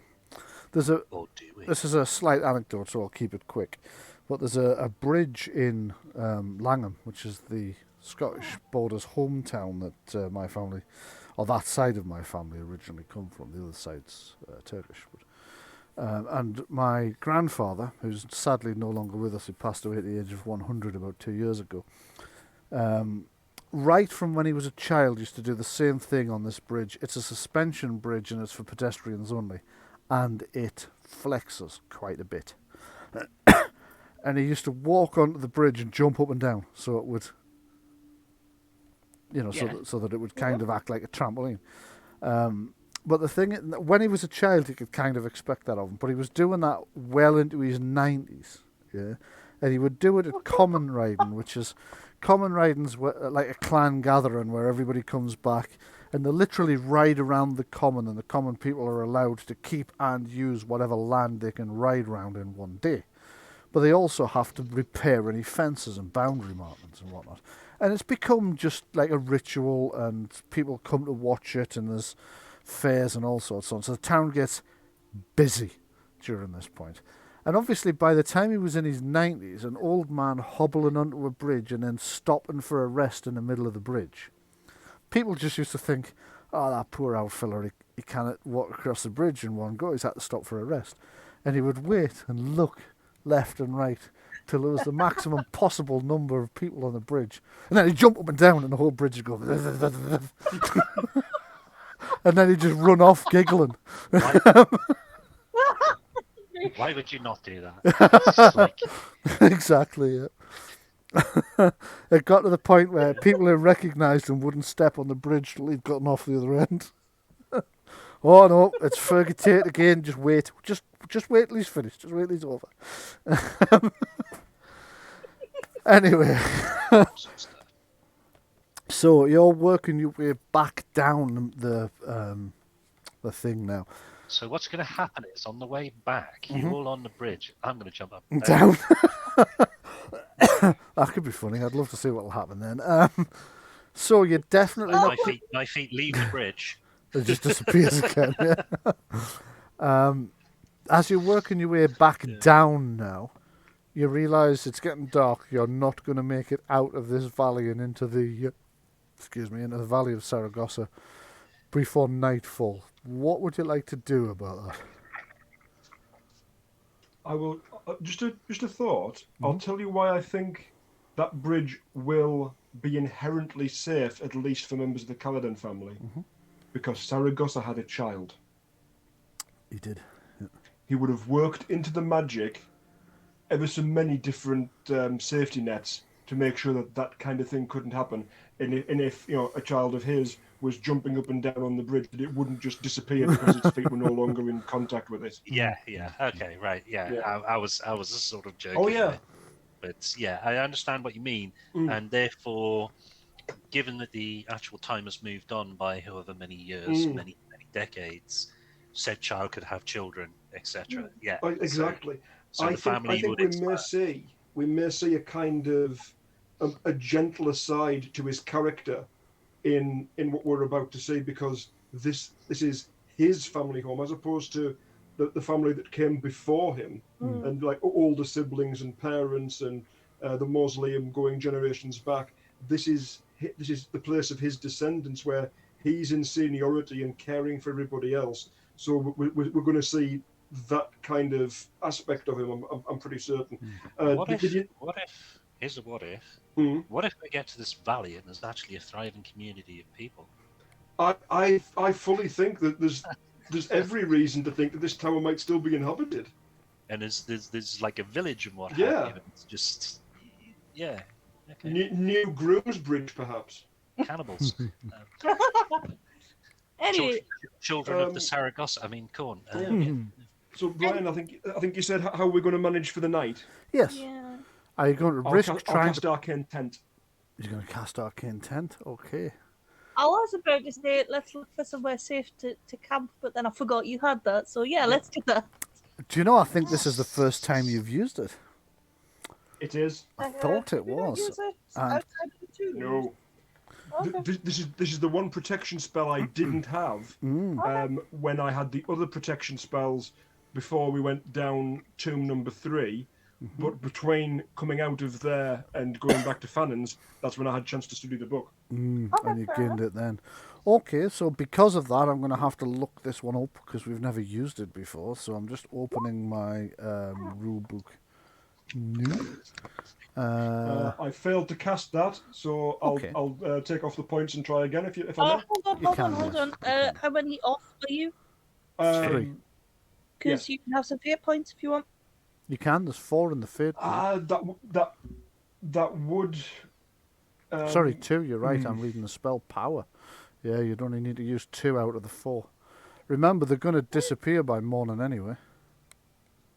Yeah, you might as well use them. Go on then. Thank you. So you begin to cast the spell and it begins to snow. As the snow's starting to fall, you're finding it incredibly distracting because you keep finding... you see things moving out the corner of your eyes, and when you look, it's actually just the snow, but it's causing strange shadows that are making you nervous. You almost stumble over the spell, but just something in the back of your mind just kind of clicks into place. Almost as if fate had taken a hand in your current endeavours, and you manage to pull yourself together and complete the spell. As you do, this arcane tent, which I'm going to have to look up because we've never used it before. I've got it in front of me right now. If you go want ahead. to read it. Yeah, go ahead. You describe what happens when you cast the spell. Okay. Well, you can't see anything for a start, but Guru would tell you that there's an invisible dome, 10 feet high at the centre, a radius of 10 feet. Feet? Around Meters, a point surely. on the ground. Meters indeed, then, yes. Yeah. Translating from the original Dwarvish. The dome keeps out precipitation, wind, and small insects and other vermin. It also sheds light and warmth equal to that of a campfire, although not capable of setting fires, and its light is not visible outside of the dome. The dome provides shade from any outside light sources while remaining invisible. Okay. Lastly, if any creature larger than a cat comes within 50 meters of the dome, you are aware of its presence. Okay. And it lasts for 8 hours. But it can be extended if need be. Okay, so how would you like so now we're getting... Go on. Sorry, are we now about to be ambushed by an army of cats? It has to be larger than a cat. It'll have to be dogs. Or very large. I mean, it doesn't specify what breed of cat. Cats, detectable. Well, it does say any creature larger than a cat, not equal to a cat. So it could very well be cats. Yeah. See, the thing is, that's quite vague. I mean, what species of cat? Bengals. What age of cat? Could be a kitten. Could be a kitten. Bengals are quite large. As you know, I've had a Bengal. He's quite a big cat. Alternatively, I currently have an English Shorthair who is very, very small. So yeah, you might come out and there'll just be this ring of cats sat there waiting to ambush you. Which would possibly be the most me thing. Actually, it wouldn't, because then you'd have to fight them, and I couldn't allow you to harm a cat. No. Okay. That'd all be on the dark side of the moon. Yeah. You wouldn't be ambushing anybody. So, where do you want to place this arcane tent in reference to all your stuff? All of our stuff inside it. Everything. The horses, the carts, the battle wagon. Yes. Okay. Yeah. And then I take it you're going to use the carts to sleep in, so that you're bed down within the carts, which are within the arcane tent. Okay, that's right. That's very clever. So I was going to say it's going to get damn cramped in there, and then I realised you can actually camp inside the wagons as part of what they're for. So yeah, it's like a set of nesting dolls. What's inside the arcane tent? Oh, a Vardo and a wagon. What's inside those? Oh, the characters. I've been planning ahead. Yes. And it's also as warm as a campfire. It's as warm as a campfire. It's centrally heated. Only one question I would say is, how are you feeding all the horses? With the hay off the wain. You brought hay with you. We did bring feed for them, didn't we? We brought supplies. Well, that was kind of the question. Yeah. You did bring feed for them. Okay, yeah, fine. So the horses have something to eat. You see Barden cleaning them down, carefully brushing the manes and the coats, because horses do actually have very short fur. He's cleaning all that down, hair actually it is. And he's taking the sweat off the horses, because for all you've been in very cold area, they've been doing a lot of physical work, so they've been sweating. It's very important, he says, as he's cleaning the horses, to make sure that they're clean. Otherwise, the sweat can cause all kinds of problems, especially when it hits the cold tomorrow.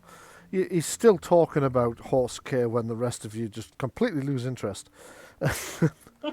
And you're at that, eyes glazed over. Yes, pardon that. Oh, really? Yes, mm-hmm. Bacon sandwich. So you camp down for a night. Can you see out of the tent, or can? Does nothing it can see in as far as it's invisible. So there's nothing blocking our line of sight. Now, light. The light of the tent is not visible from the outside. Mm-hmm. It provides shade from any outside light sources. Shade. While remaining invisible. Shade. Okay. So, I would... we could be seen. Yeah, I'm just trying to work out if you can see out. It doesn't make us invisible. The dome itself is invisible. And it's like...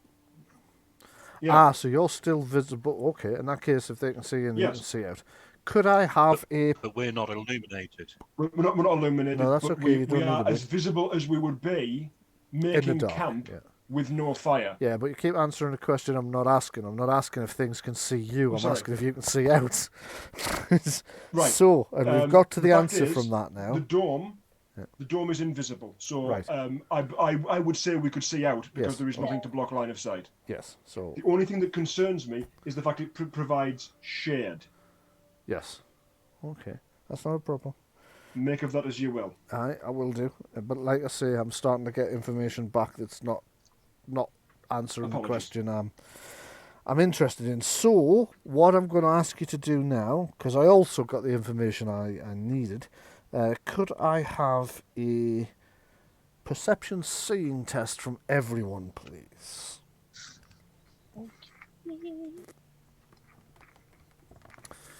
And if you could call it out, otherwise, because I'm getting a lot of rolls and it'll jumble a bit. Minus 15. Okay, you don't notice 7. anything? You definitely don't notice anything. You keep bumping into the invisible tent, but apart from that... Adrian got 11.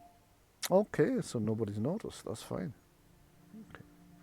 So... 11 for the assistant Erin. 11 for Sister Erin as well. Okay, so nobody notices. 9. This is 9? This is... Yeah, go ahead. What about would it take 2 fate points for Mog to be able to see whatever it is? What did you get, Mog? 15. 15. Yeah, 15, 17. Nope. It would take 4, and you don't have 4. Okay. No. It's extremely hard to spot. It's a imposing test, and nobody passed it. So nobody notices the thing. That go on. If it's within 50 feet of us, it's not at a toll. I'll be aware of it. Yeah. So. Right. Okay. So, you wake up the next morning. You've had a relatively good night's sleep, as good as you can in the mountains. You've occasionally been disturbed by the sound of owls in the distance. The occasional something that you can't quite recognise. Doesn't sound as if it's huge and dangerous, but you're not sure what it is, so you could be wrong. It's kind of an odd bleating, braying sort of during the course of the night. Gortkin. Could be. The other thing you hear at one... Actually, give me a hearing test for everybody as well, please. This isn't quite so hard. Hey, now I'm going to roll something good. Yeah. Is that under perception as well? That is under perception as well, yes. So it's a 13 or better I'm looking for a pass on this one. It's a challenging test. Yay! Made it. Okay, so for those of you who passed it, you hear something else during the course of the night. You hear.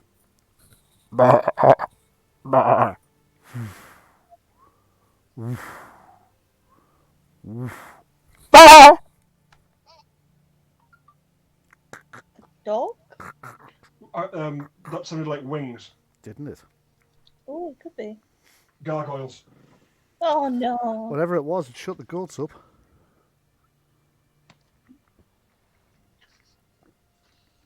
Oh no, not more gargoyles. I still haven't got the last one. Paul McCartney's in residence down here. Right. Wings. Yeah. Tie ourselves together, like we did at the manor. A lot of So you if will you be try and take off with- inside on the wagons, remember, so you should be okay. What I mean is, when we set off, let's be tied in a minimum of pairs. That if something tries to swoop down and take one of us, they've got hold of two. Like we've got the extra mass. What I'm saying is, you'll be inside of Vardo, a lot of you. You're not really going to need to. Yes. And some of you will be riding horses. It might get in the way a little bit. Well, maybe lash yourself to your horses. I don't know. You could lash yourself to your horse, yeah. Could do that. Okay, so the next day you quickly serve breakfast and head off on your... Whoops, it is. I just put myself in the wrong map. I'm going to load all the pintle-mounted weapons. Okay, right. You load all the pintle-mounted weapons ready for whatever that was during the course of the night, convinced that you're going to encounter gargoyles. Because you've come up with that, I'm going to assume that a lot of your checking for any hostiles... Hostiles? Sky. I said that, yeah, you're going to be checking the sky. I said that rather oddly. I pronounced it in a very weird way, but hostiles. You'll be checking the sky as well as just the ground level, so I'm not going to penalise you if something comes from the sky. As you're working your way down through the valley, getting lower and lower, you start to see in the distance your first signs of grass for a day and a bit. You're very pleased to see it as well. You're looking forward to getting down on the grass and hopefully out of this chill, snowy, windy pass that you're in at the moment. And then you see it covering the side of the mountain is streaks of red just dripping down through the snow. Streaks of right, okay. So whatever it was, pounced down, took a goat. Yes. Looks Check for tracks and any remains. Okay. Yeah. I'm not going to ask for a tracking roll because you are really not going to be able to miss this if you're looking for it. What you find is an area where an awful lot of snow and ice has come off the mountain and collapsed. It doesn't look as if it's been when I say an awful lot, it's like there's a pile of it you're going to have to dig through a little bit to get through the passway. Doesn't look as if it's been an avalanche as such. It looks like a large creature has landed on the mountain and knocked some of it down. Yeah. Or it's... Actually, it doesn't so much look like it's landed. It looks like a large, powerful flying creature has grabbed a goat off the mountain and the downdraft from its wings has driven some of this snow down the side. Is there an impact mark from where its wings beat down into the snow so we could get a concept of its span? Have you taken plaster cast? Sorry, say that again? Are you taking plaster cast? Oh, plaster cast for size, right. Okay, that might be trickier to find, so give me a search test for that, or a tracking test. Either one will do. Right. Mark, are you going to give me a hand? Yeah, I'll do it. Let me in. Okay, Morgan Gorra spots something up on the hill and trying to calculate for the distance you are from it and the angle you're at and parallax and how that would change what the actual dimensions are. You reckon this thing has a wingspan of probably something in the region of... oops, sorry. Clicked the wrong thing there. Probably something in the region of 8, 9 meters. No, more, 10 meters. And how does that compare to the gargoyles we've already seen? This is much bigger than That's the gargoyles. no gargoyle.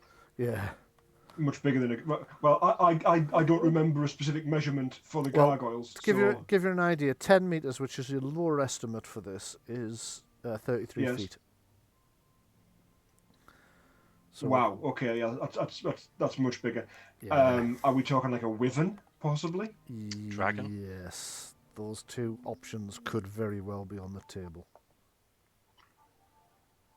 Although I haven't said that though. Oops. If there's a horde of. Go on. It was night time. Mm-hmm. Yeah. It was night time. Yeah. So it was not likely to have been a giant bird of prey unless it was a giant owl. Yes, that's right. It's highly unlikely to have been a rock or a giant eagle. Yes. Which I appreciate are essentially the same thing. I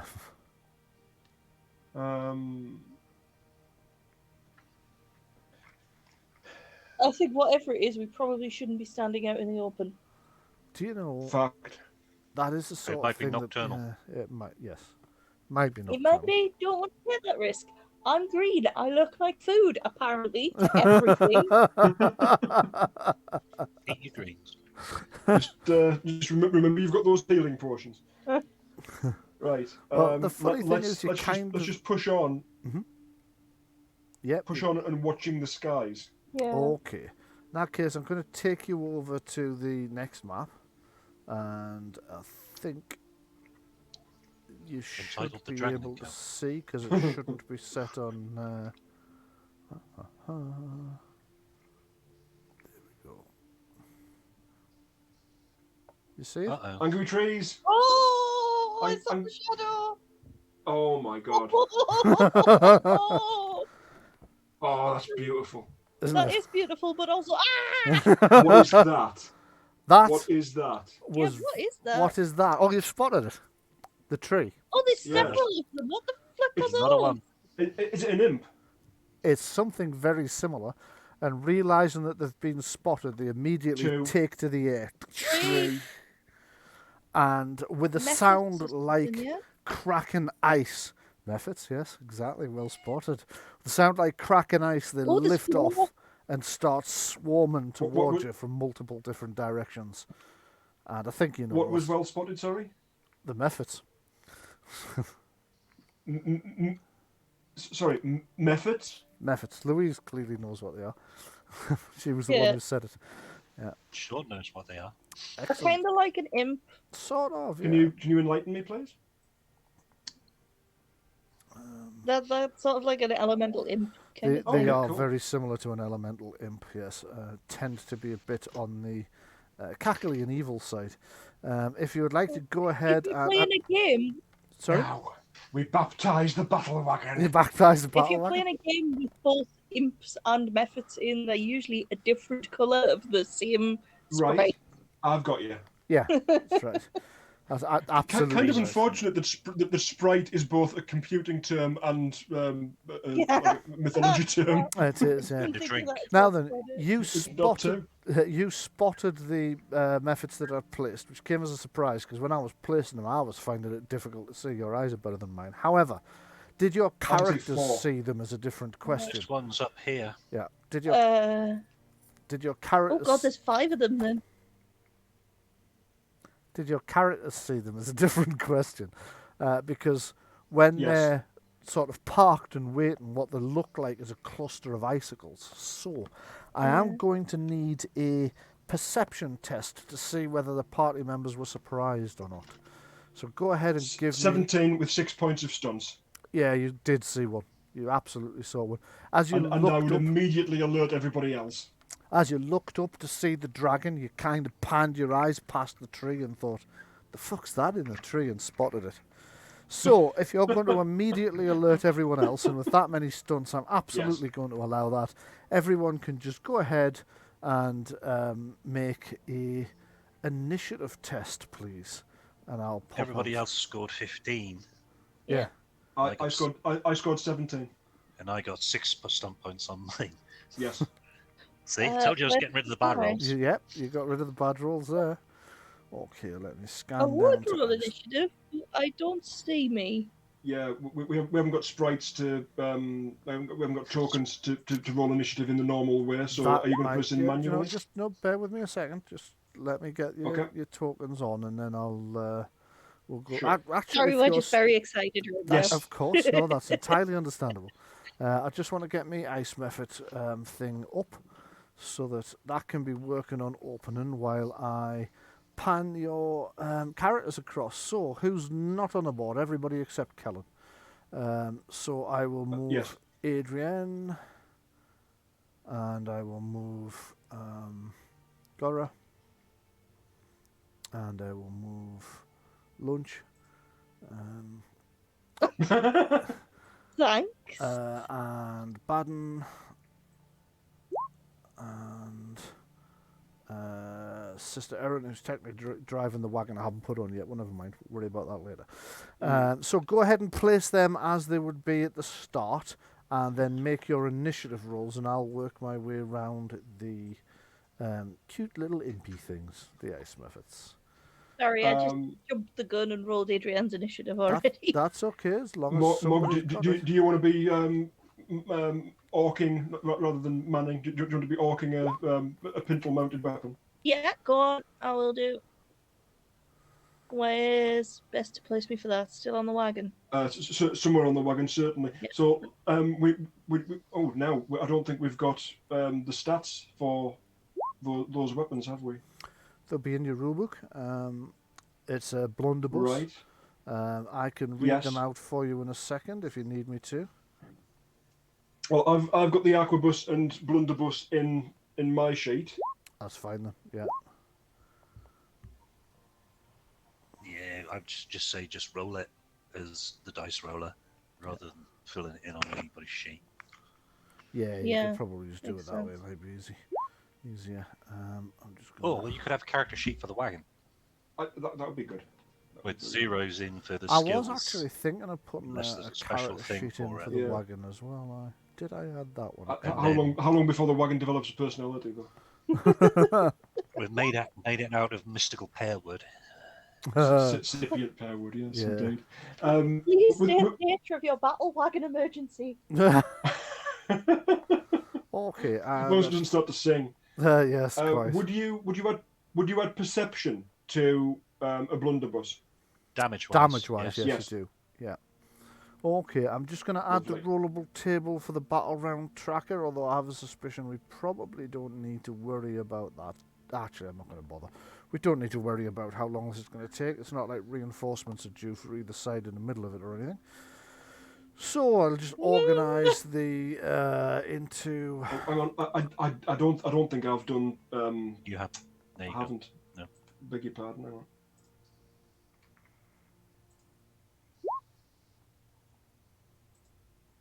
Okay, and so that was your initiative. You're not on I don't see you on the thing, so I'll have to put you in manually. Hang on. I don't think I used the right. No, did you click dexterity rather than the initiative? Yeah. Okay. That's my bad. Right. Okay. Well, do it again then. I'll allow you to. Make sure that you've got your character highlighted and that your token highlighted, and then do it from the right button, and I'll allow it.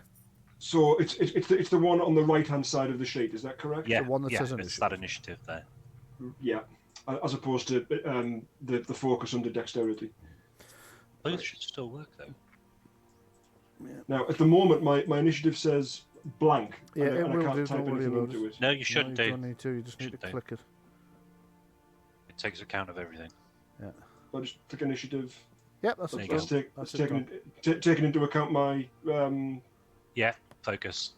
Focus you rolled 14 and inside of 2 for the focus. That's great. Okay. Okay, so now then, there's something I meant to mention before we started the game. I'm going to mention it now. It's not actually important at the moment, but the way my memory works, I'll mention it when I say it.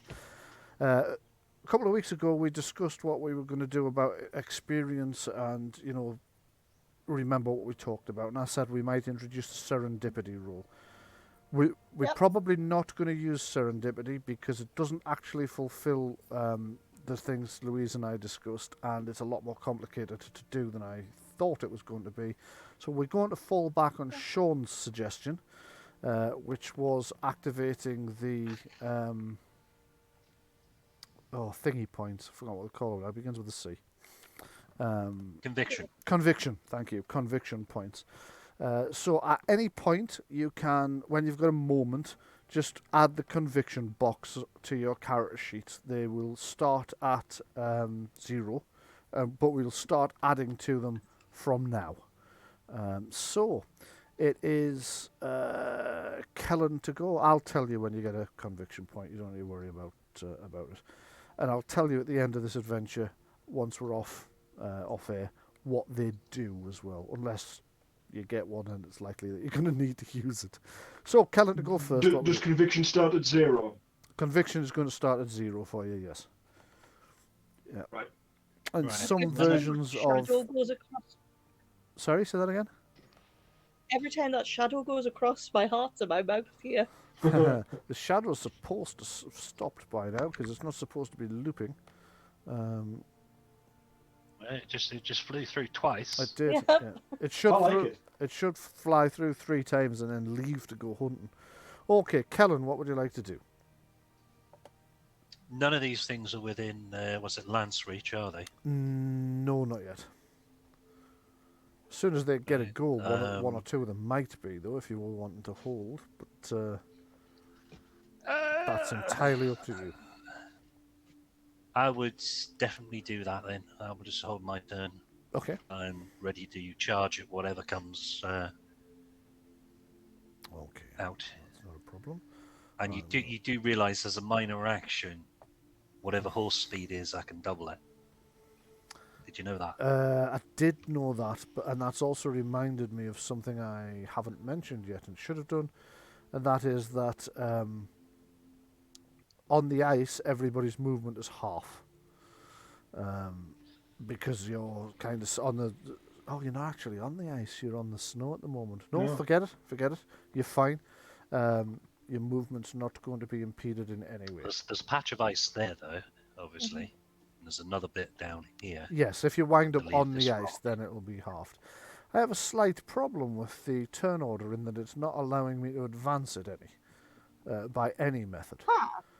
So I am go. Oh, I can't close it either. Right? Okay, that's unusual. I've not encountered this before. I have a feeling it's logged me out and back in as a player because I've lost some other functionality as well. Oh, that's weird. No, I'm not. I'm not in as a player. I've just lost some functionality, including the ability to advance the turn order or close the turn order, so I can't close it and fix it. So what I'm going to have to do, again, is log out and log back in again. So that means the dragon might fly overhead again. Don't panic. So this is me logging out. Well, in the the shadow hopes this goes solves past. the problem. It's actually 3 kobolds with a kite.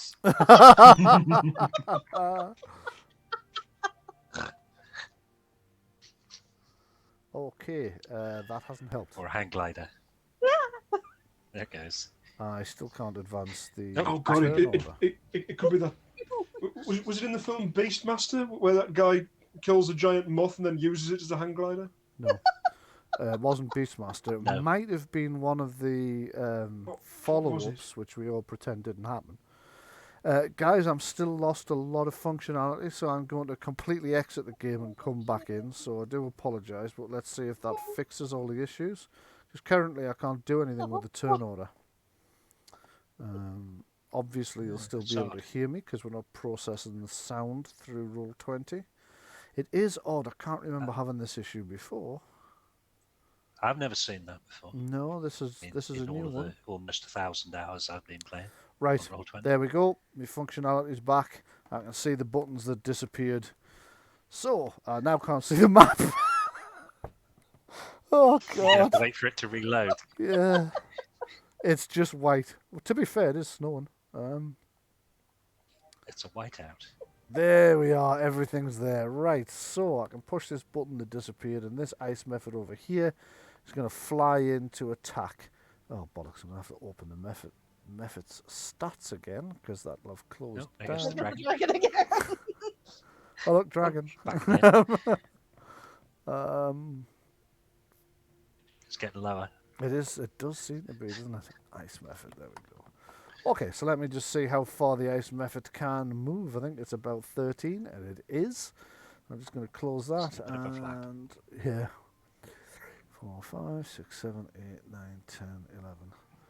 It's going to attack that horse at the head of the thing. So it kind of attack a horse. Yeah, it flies in and lands on one of the horses.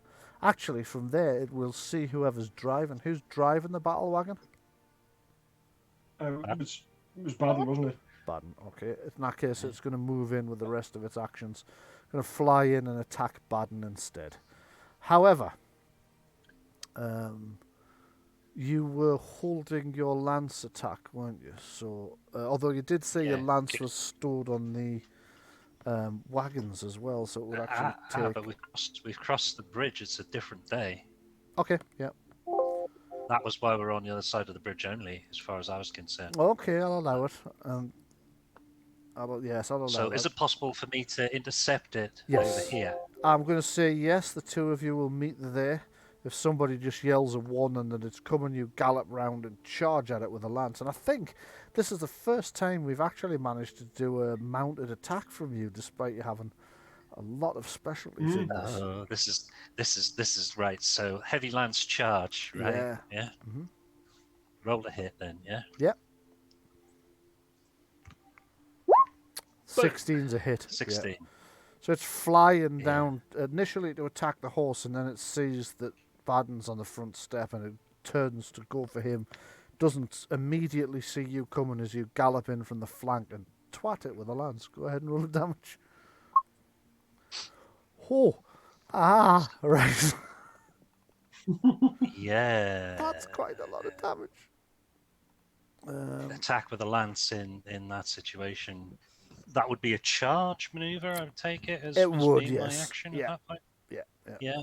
So that's a lance charge, does 3d6 plus 5 standard damage. Right, okay. So, you've charged in and lanced the creature, taking it by surprise. The lance pierces its side. It kind of rips itself from the lance, causing more injury, actually. But you don't see blood, you just see water dripping out of it and bits of ice detaching from where you've impacted the creature. It's in an extremely bad way from your first attack. Not only will it not withstand another hit like that, but frankly, it's probably not safe for it to sneeze at this point. So, I need to pan out a little way, and we need to find the next ice method, which is off my screen. Where is he? There he is. So it's this one now. Streaking And you know in what from else this I'm going to side. do? Go ahead. I'm going to stand firm. Okay. You stand firm as this ice... Can you stand firm having charged? Yes. Yeah. Cool. Yeah. It's a minor action. Oh, this is set on feet. Never mind, it's 13 squares, so it's 13 meters. So this one can make it to close enough to get at your driver. So this one's going to attack Baden as it flies in from over here. So where's the ice method stats? Going to attack with a claw. Yeah, this is not good. I've just realised the first ice method still has an action. It only moved, it didn't make an attack, so it will make an attack against you since you didn't kill it. But I'll deal with this one against Baden first. And has missed him.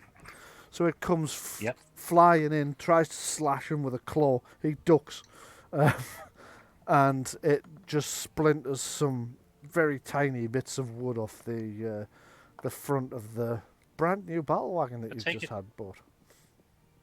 Go on. I was going to say his defense is only a 10, though.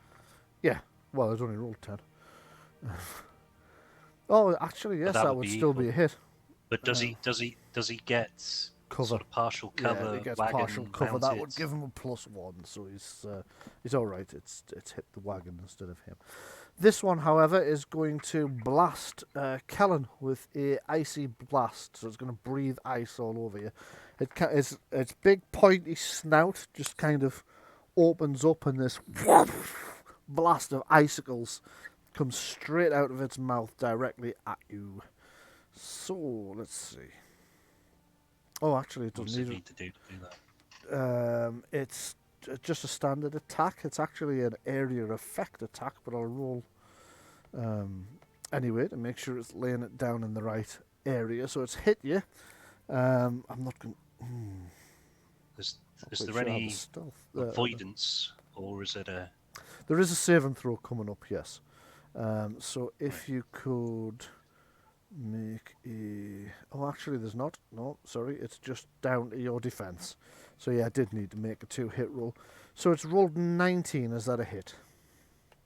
Yes. Right, you just. So it's scored... I had a feeling it was going to be only just. It's scored 5 stunt points. So it will do dual strike. And actually, no, it won't. It'll do a light... I don't know, I like the dual strike idea. Yeah, okay, it's going to do dual strike and armor piercing.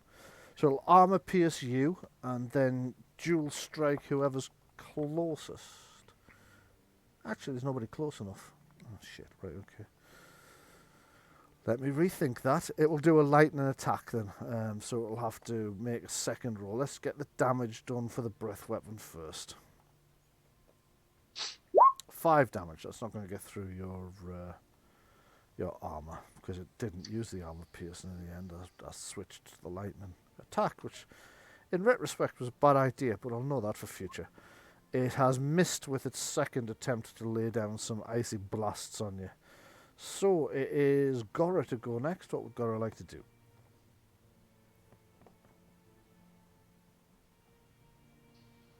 Patrick?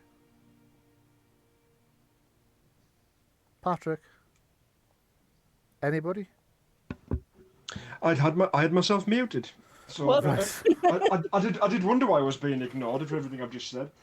Oh, I've done one of those tricks, yes. Right. It is the So bane of the first thing I said 2020s. was, could you not have done a dual strike against the horse? Yes, I could have done. It's too late now, but yes, I could have done. Okay.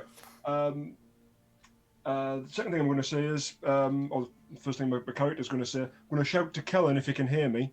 The maid of ice, come to get your weapon set on fire. Okay, yes. Okay, so you suggested Kellen comes to get his weapon set on fire. That's a minor action, so what would you like to do for your major action? Oh, God, speaking's a minor action now. Not usually, but you're having to bellow quite a bit over the actually the wind's not that Fair high enough. here, judging by the snow. So no, I'm not going to make it an action. You've still got a major and a minor. Okay, well, I will take aim in that case with my aquabus at the one that's in the tree. Ping it for me, because there's a couple in trees. Which one in which tree? Yes, exactly. That one there. The closest one. Okay, so you There's crank one at the open back. one of your shooting slots, take aim, and boom, roll it. Now, is there any bonus for the fact that it's pintle mounted at this point? Yeah, technically that would place it at rest. It would give you +1 to hit. Yeah. Right, so I'm taking aim for a +1. It's pintle mounted, so that's a +2 in total. Yes, that's right. So +1 to that. Okay, so that's to the 20. 21 to hit. Missed. No, of course you didn't. Of course you didn't. That's a direct hit. Go ahead and roll the damage.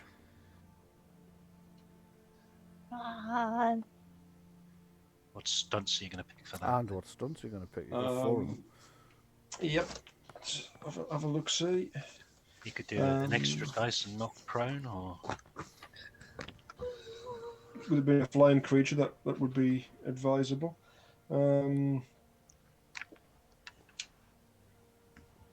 Is there another one within? No. For a dual strike, would I need to be able to reload? Yes.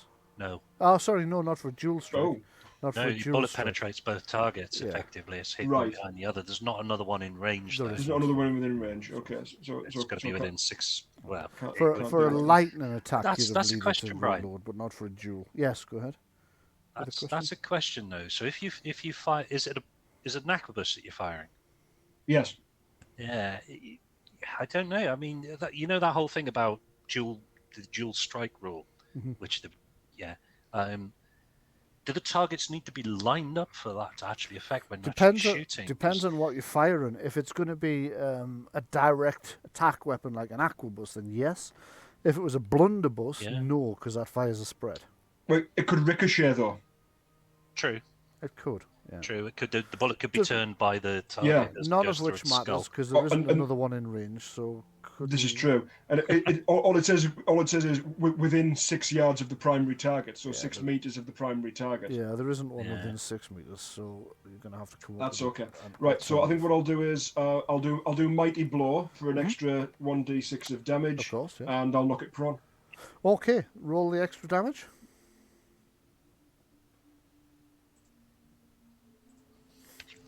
3 more points of damage. So another -3 off of there. So, and then you're going to knock it prone, so I'd probably best put a prone marker on it, hadn't I? And then I'll describe it. Sister Erin's running the other wagon, yeah? Yes. So, right, okay. You aim, you fire, bang! There's a massive cloud. The shot streaks out and hits the thing. Parts of the tree, like thinner branches are just shattered by the shot. You can see what's left of its foliage falls to the ground with the impact and the cacophony of noise. The shot hits the mephit, tears through its body, blasting shards of ice off, and taking it completely by surprise. So as it was about to lift off, it now topples end over end down the tree. As it bounces down the tree. And then kind of lands with a cloud of soft snow where it's landed. Okay, so that's your action done. So it's Ice Mephit next. And I don't know which one, so I'll have to pan around till I find it. There it is. So it's another Ice Mephit over here. So this one's going to streak into attack. And it can get to here, so it is going to do a breath attack on Callan. And I've lost the Ice Mephit's little pop-up. That's token settings, don't want that. So what are you? Ice Mephit, there we go.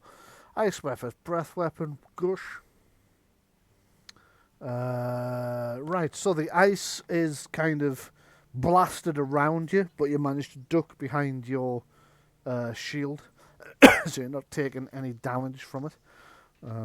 That's both of its actions gone, so it's the next Ice Mephit, and that one's not lighting up, so it's this one over here.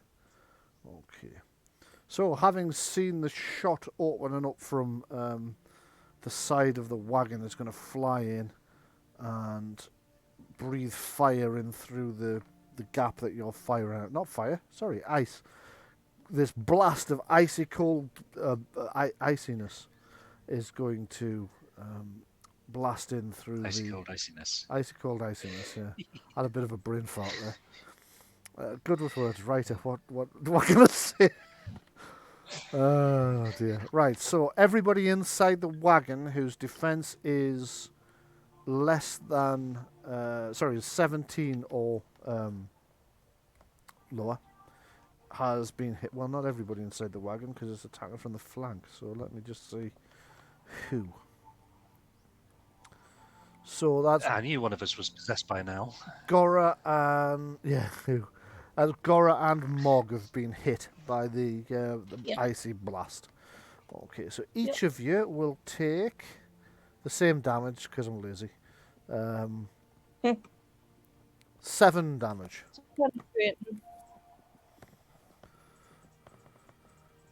Is that penetrating? Sorry, it will be because it's got stunts. So for the 4 stunts, it's going to use pierce armor, so it will be only half your armor will count. And it's still got 2 stunt points left, so it's going to do an extra dice of damage to you all, actually. So let me just roll an extra dice of damage. Another 2, so it's 9 points of damage. Your armor only counts as half the normal rate against it. That's to both Gora and to Mog. Now it's Adrienne to go. Yeah. What would Adrienne like to do? Hands and puppets, as always, are a good start, I think. So, what's better to take first, hands or puppets? Hands will boost puppets, Yeah. and puppets costs more. Cool.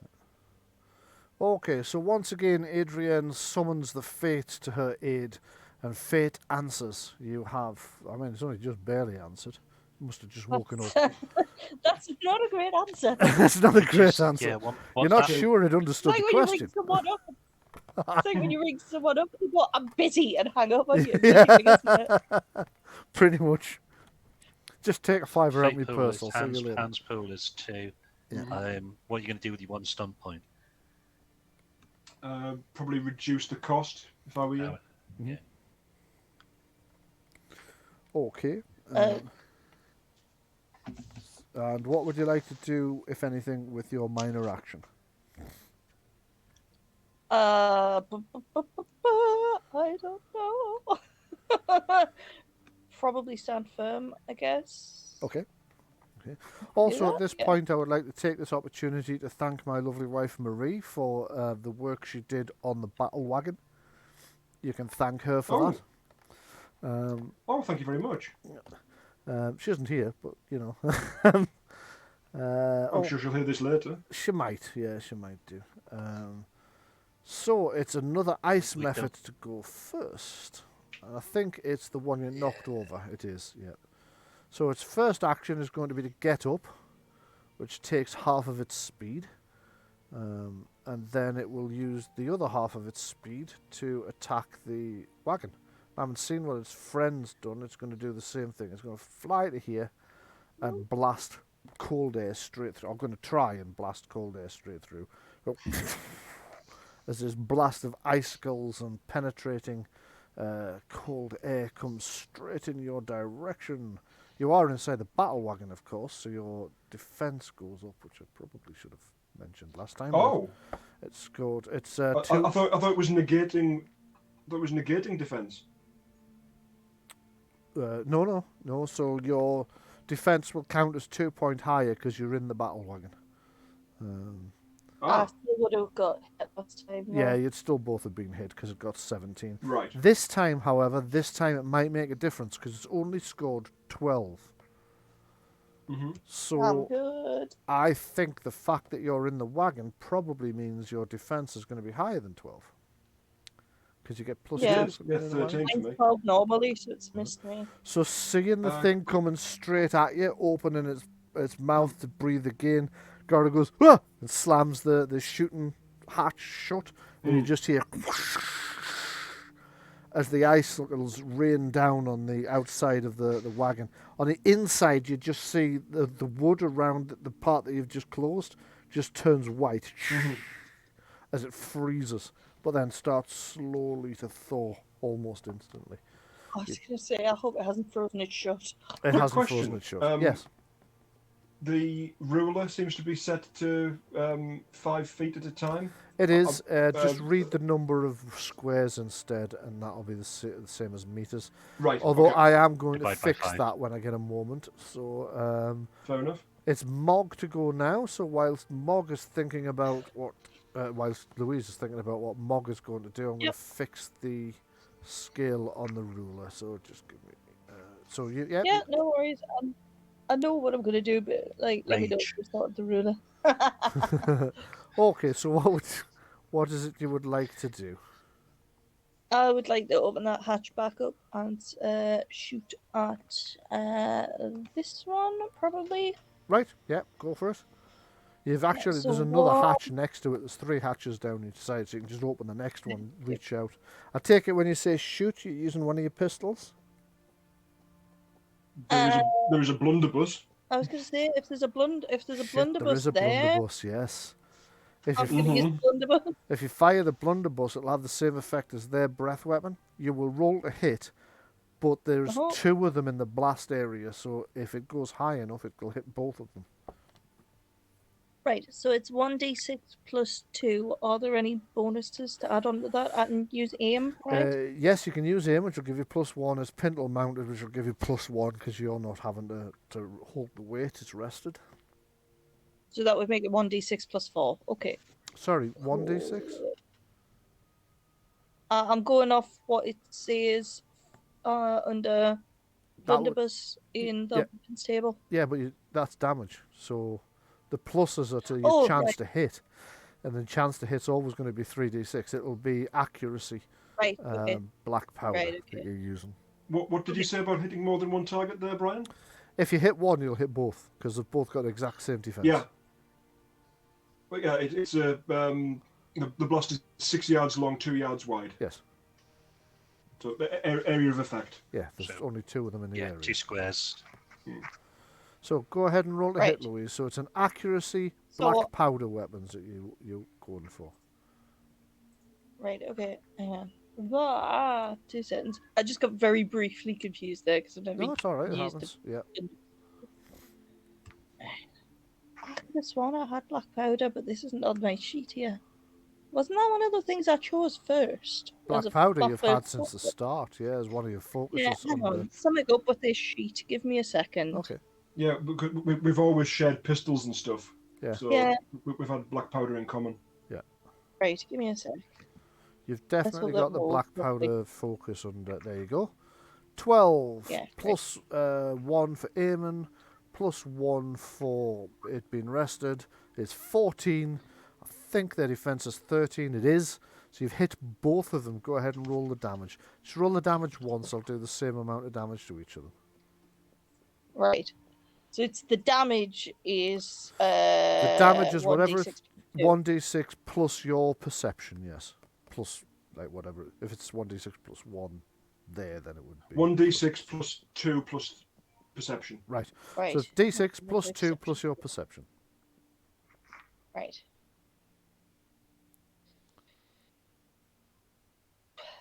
And against one of them you can add what's your dex compared to theirs? Oh shit, yeah. God, I forgot about that. Bollocks, yeah. Oh my god, what did I just do with my character sheet? Sorry. I'm going to guess that you've closed remember that pinpoint accuracy. Yes, thank Their you. Their dexterity is 3, so you might not be high enough. My dexterity is 2. Yes, you're not That's high a enough. rarity. It is, yeah. Okay, No, so boom! You fire the shot from the blunderbuss. There's a spread of pellets. It hits both of the methods. This one takes 8 damage. Minus 8. And is annoyed and injured, but he's going to be okay. This one, on the other hand, I think is dead. Yes, this one's dead. However, I'm not going to do my usual how would you like to do this, because when this thing dies, something very special happens. Oh no. Oh, I'm afraid very much yes. Oh no. Yeah. It turns into 20 mini methods that will run off screaming in different directions. It explodes. Poof! The whole thing just shatters. Shards of ice go flying and hit everybody within 2 meters, including Gora, oh no, you've got the portal open again. So yeah, including Gora. I'm behind a slot that's closed. Yeah, okay, I'll allow you to use the wagon's armor rating on top of your own. And the other method is also going to get hit as well. So I'll just... That was cool. It was rather, wasn't it? So I will just put a big crossy cross on that one as it explodes. It is... okay, so Death Burst is 3d6 damage. So everybody that I just mentioned is going to take some of this, however. Oh, that was fairly poor. Okay, so 6 points of damage. You all get to reduce the damage by your own armor. And because Gora's behind the closed slit, you also get to take off the wagon's armor as well. Or the wagon's hull. Which counts as how much? Okay, I'll open it. I mean, you have access to this as well, but that's okay. Leave it to me.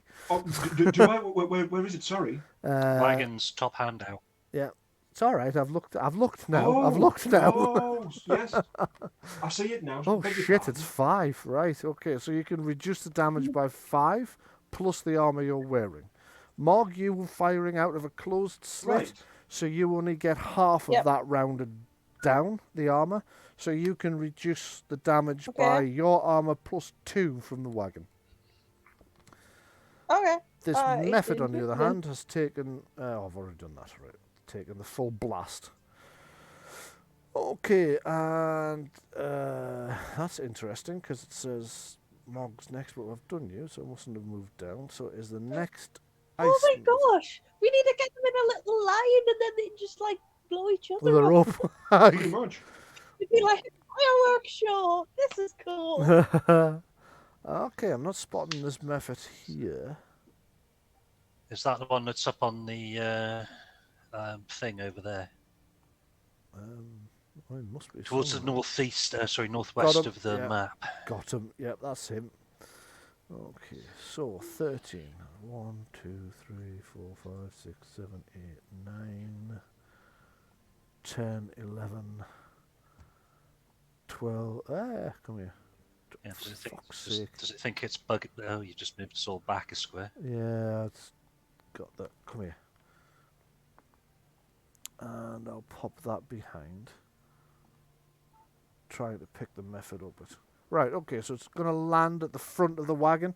Well, it's not going to land, actually. It's going to hover in front of Baden's face. And it's going to blast ice right down the length of the wagon. So everybody, it's got the only open point is the front of the wagon. And it's just blasting this right down at the lot of you. So, everybody inside the wagon. The doors aren't closed. The front doors are difficult to close while you're in movement because then the driver can't drive. So you'd have to have a bit of a gap for him to be sat on the step driving the wagon. So it's Right. blasting this. However, down. he's not on the initiative order. Can't put him on. Baden's not. No, he might have to add himself because this is the kind of fight he might have to actually get involved in. Normally, he's not the. He's a lover, not a fighter. Okay, so. Yeah, but we can't add him. You should be able to if you've got control of his character. Oh no, you can't because you haven't got control of his pog thing. Okay, so 19 is the blast down into the wagon for everybody that's in there. So you're all going to get hit. Where is Baden? There he is. So I'm just going to move him. Have I been knocked out? No, it's because the wagon got moved. Oh, right. Thank you. And I'm just going to make him controlled by... It's about half a square further towards the northwest than it was previously. Characters. That's moving slightly in there. Right. Okay, so I'll just move it about half a square back then. Yeah, it was about there. Out there. There we go. Yeah. Okay, so you've all been hit. You should now have control of Baden, so you can add him to the initiative for... he'll get involved in the fight after this round. Where the hell's my initiative gone?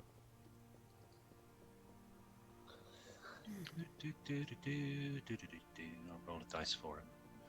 Okay, I can't He rolled see an 8. there It's it not- is. it's- Turn order. It's not bad.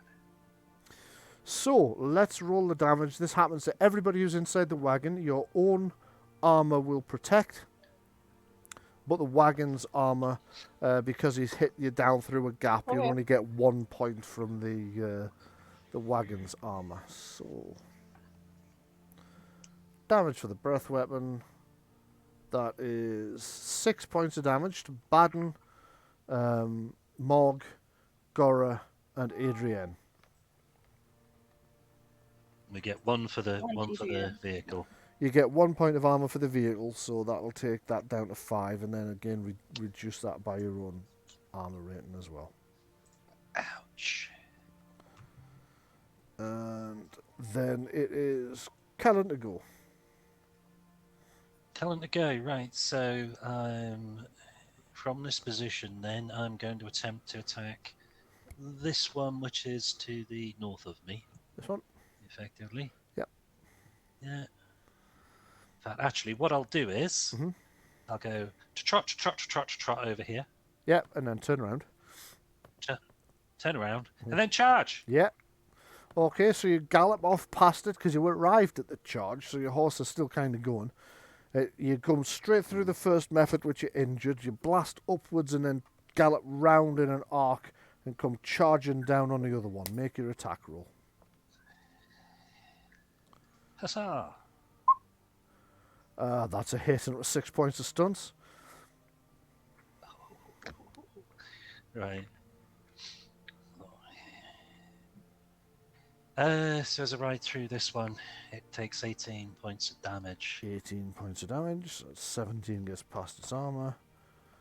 It's in an incredibly bad way. The other one has also, and the other one has also been hit. Okay. Due to it being a 3-point dual strike. Right. Okay. Yeah. How much would finish it off? Let me just have a look. 6. There's going to be a minimum of 8 damage. Right, so this one's gone up. That one explodes as well. Let me just take him off. And we will roll the 3 dice of damage for his explosion, which means the front 2 horses, your horse and you, Sean, are the ones that are going to get hit by this one. Okay. It's 3 dice of damage. Is there any way 7. to avoid this? Actually, there is a save and throw against the other effects that I forgot to apply earlier, because it also halves your speed if you fail a save and throw. So let me just come up to... So no, there's no way to avoid the damage, except armor, obviously. So 7 points of damage, your 10-point armor is going to shrug that off. You will need, however, to make a... Constitution stamina test, otherwise your speed will be cut in half for the rest of the encounter. Okay, that's a very easy pass for you, so your speed is not cut in half. The horses are injured. The front 2 horses are injured by the blast and will slow down. That's not necessarily a problem at this point. The horses are injured, but not in any immediate danger of death. That'll be everything, because you've moved and shot. No, I've still got 3 stump points. So you have, yeah. Which means that one then takes a lightning strike. Okay, yes.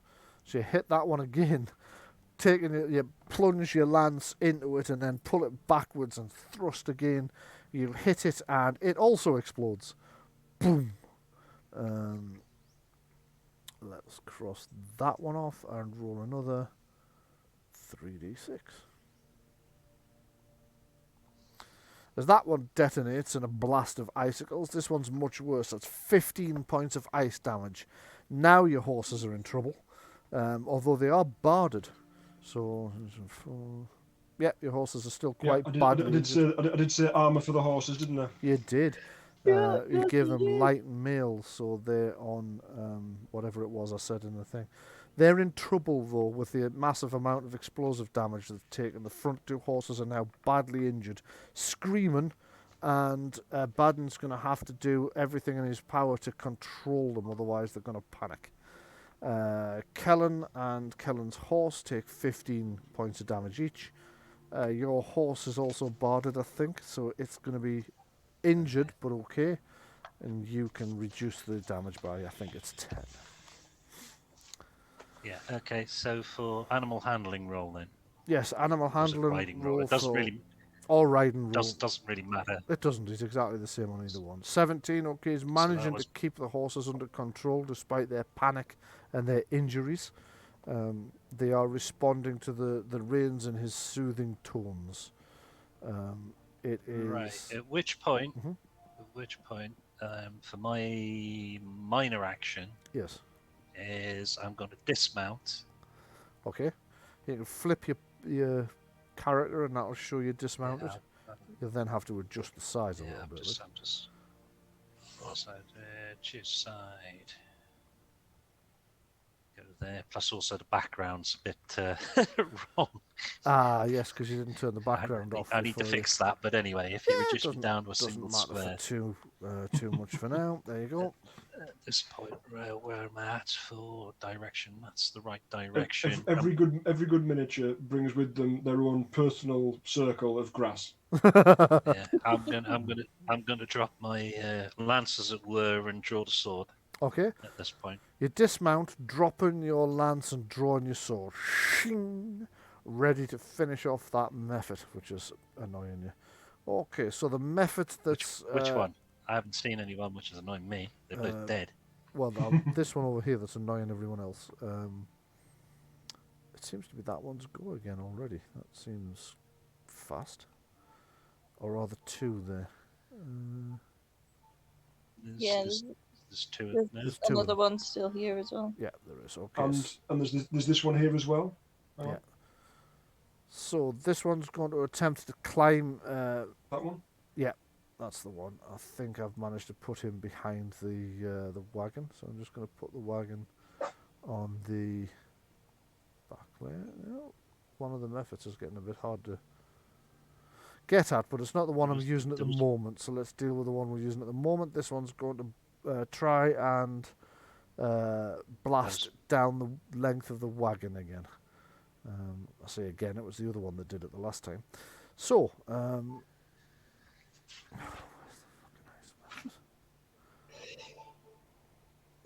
problem when you've got a lot of snow on the field is that all your minimised things are also white and sort of disappear a little bit. So, ice method. It won't show. Where the hell is it? My character sheet. Which one? The method? No, the character sheet for the method. Is There it is. Method Found it. magnets? Yes. Okay, so character sheet for the method. It's going to attempt to blast down the wagon. It has 13. So everybody's who is inside the wagon, your defense is 1 point higher than it would normally be. So, who has still been hit? Baden's been hit. Sorry, what was the roll? I'm only in a defense of 11 with it that being 12 for being on the wagon, so I'm hit. You're still hit. I'm not hit. Baden's still hit, but Mog's managed Adrian? to avoid. I'm just checking Adrian. I think Adrian's... Oh no, actually... What'd you say it hit for? 13? 13, which gets +1 to her defense for being inside the wagon. Adrian's fine. Okay. So, she's wearing that white outfit. We have 2 points worth of stunts. Yes. We have 2 points worth of stunts. Favoured stunts are pierce armour, so I have to pick one of you. I'll pick Baden because he's more likely to be more heavily armoured. So this is the damage each of you takes is 10 points of damage. Baden's is armour piercing. Let's see, so half of his armour then. And then there's Gora to go. What would you like to do? Okay, how badly off are those horses? The ones right at the taken front have taken a bit of a licking. They couldn't take the same again, but they're not in immediate danger of death.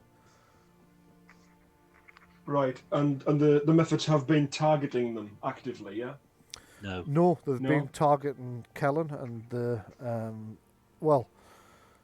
the horses have been damaged not because the methods have attacked them, but because the methods have exploded within range of them. Right. Have I seen what the range of an explosion is? About 2 meters, you estimate. Right. So these two here, when they go up, will likely hit the horses at the front. Those two there will hit the horses at the back, not the front. But the blast won't reach the front, right? Okay. Well, this one might, but the other one definitely won't. Skirmish. Yeah, get them well away from there. Okay, I'm going to do a flame blast on this one. You going to do a flame blast on that one? Okie dokie, go for it. Yeah.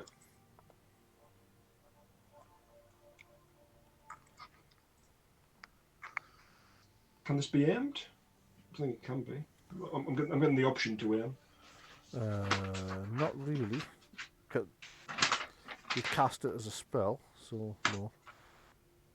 Whee! By the fire of Palor. Yes. Yep. So, summoning Palor's power, you thrust your hand forward and this blast of flame bursts from the front of it, strikes the method. Roll the Hang damage. on. Yeah. Isn't that a spell? It is. Yeah, you've So rolled an why have you attack done rather an than attack roll? Oh, is that the damage? Sorry. No, that's an attack Then roll it as was. if it was a weapon. Okay. You didn't. You didn't cast? You haven't rolled to cast, you've rolled as if it was a weapon. Right, I need to.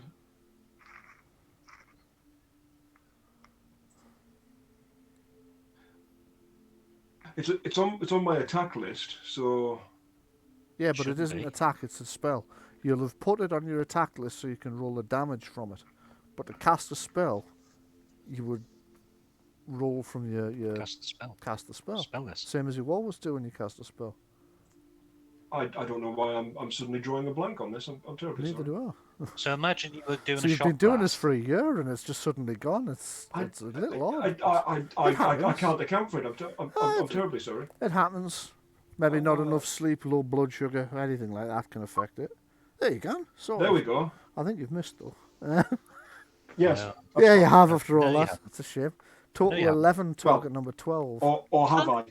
Oh shit! Or have I? Yes, We've of got course. 2 points. Yeah. Oh, you, Okay. Reduce it by Use a stunt 1 point. and now you have a hit and 3 stunt points as a consequence. Mm-hmm. so there's Okay. still 1 point in the pool. Yeah. Still 1 you. point in the pool. In which case, let's say, Ooh. If it has a duration, does it have a duration? No. No, No, it it's doesn't. instantaneous. Can't just like keep it burning there for a couple of turns. That'd be nice. Yeah. I think with the amount of actually, I do have me.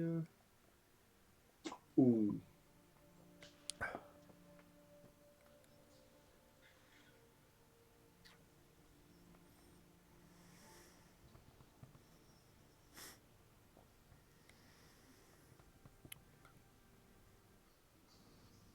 Right. Okay. What I'll do is for 2 points of stunts, I'll make it a mighty spell Right. Yep. Okay. for an extra d6 of damage. Yep. For another stunt, I will take divine sacrifice Right. and I will give 5 of my hit points to the horses. Nice one. Right. Okay. In which case, you remember I talked earlier about the thingy points, conviction points. Yeah. Add 1. Thank you. And roll the damage. Let's see if we can get rid of this method for you. Right. So this is Don't know why I 2d6 said plus that as if 1 I as was standard. Oh, hang on. You get a dex acrobatics save first. Of course I do, yes. Silly of me to forget. Right, let's have a look.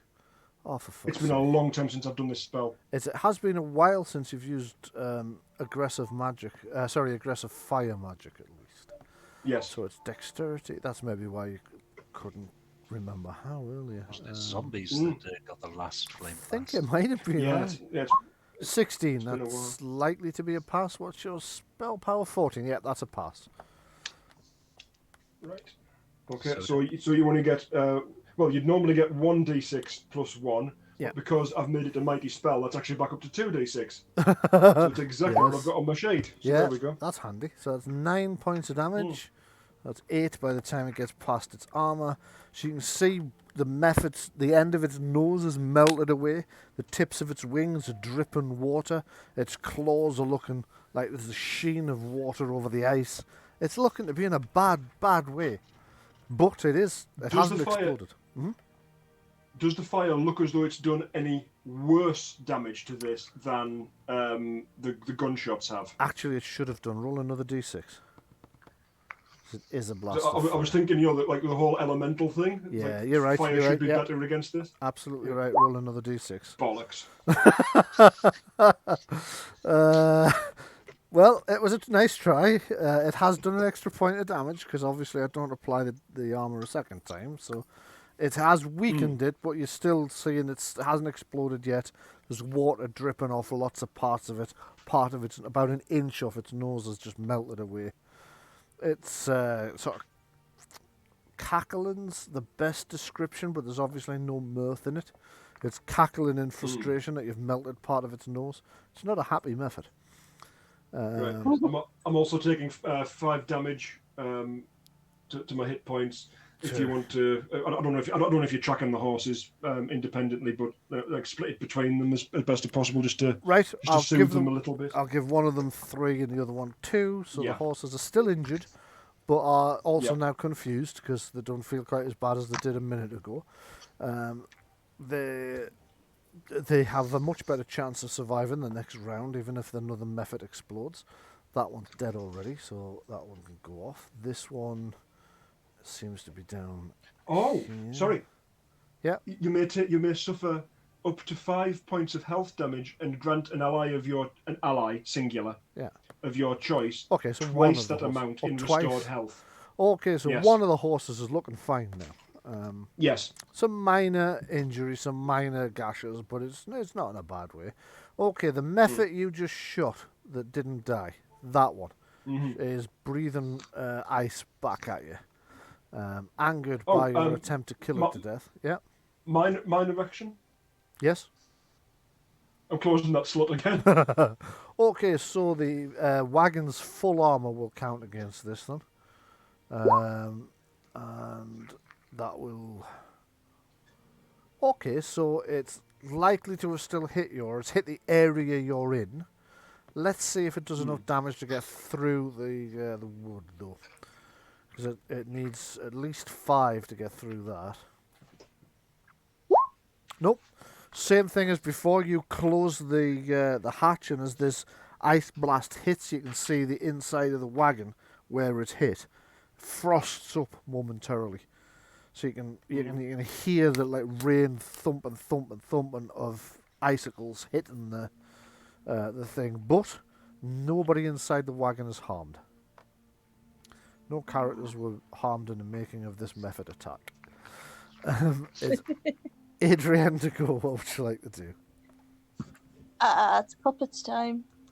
It's puppets time. Okie dokie. Has Adrian got the stuff of Saragosa? Yes. I don't know. I believe so. If you haven't, she's still holding it. Right. All of my spell power for everything is at 14, which is my flat stats. Right. If she's holding the stuff, then she should be at 16, I believe. Yes. It's not in our equipment, but I don't know. Would you have put it there? We took it out of the equipment because we didn't want to carry it into the last tomb that we were in. But we would have picked it up since. Oh yeah. You'll have picked it up since. Okay. So it'll be in one of the treasure lists, but I can dig it out between times. We know that essentially it's a mana storer and +2 to your spell power. Yeah. Okay, cool. Right, so yeah, puppets. Okay, so that's an easy pass. Once again, you invoke the fates, and the fates feeling a bit guilty because they weren't really paying attention earlier. This time, or not full attention anyway, they felt a bit dismissive. This time they answer your call, you gain 3 in the puppets pool. Puppets 3, there we go. Shit, I don't know what I just did there, but it wasn't what I thought. You seem to have jumped the turn order a few more than you meant to. I do, yeah. I'll tell you what I'm going to do, I'm going to reorder it, and I moved somebody else's trace. Bang! It explodes. There are shards of ice go everywhere. I'll just move it back to where it was. 2 meters. That means it's going to hit the wagon roundabout where Mog and Gora are. So let's find out how much damage we're going to do from the explosion. It's 3d6. The wagon's going to absorb the first 5 points of that damage.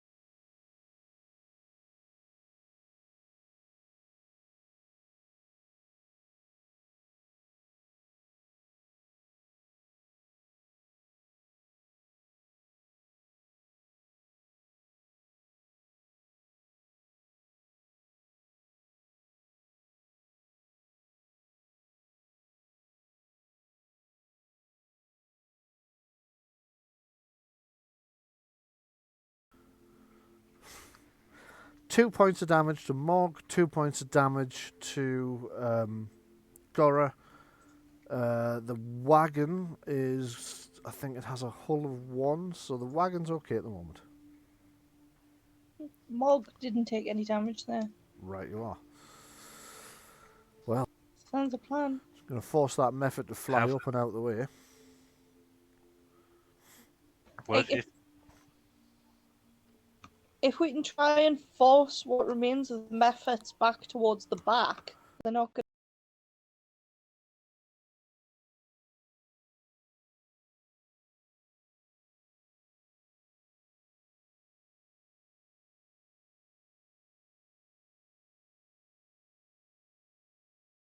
to hit the horses when they go off. that's the idea, yeah. So having it move forward past where I am. Okay.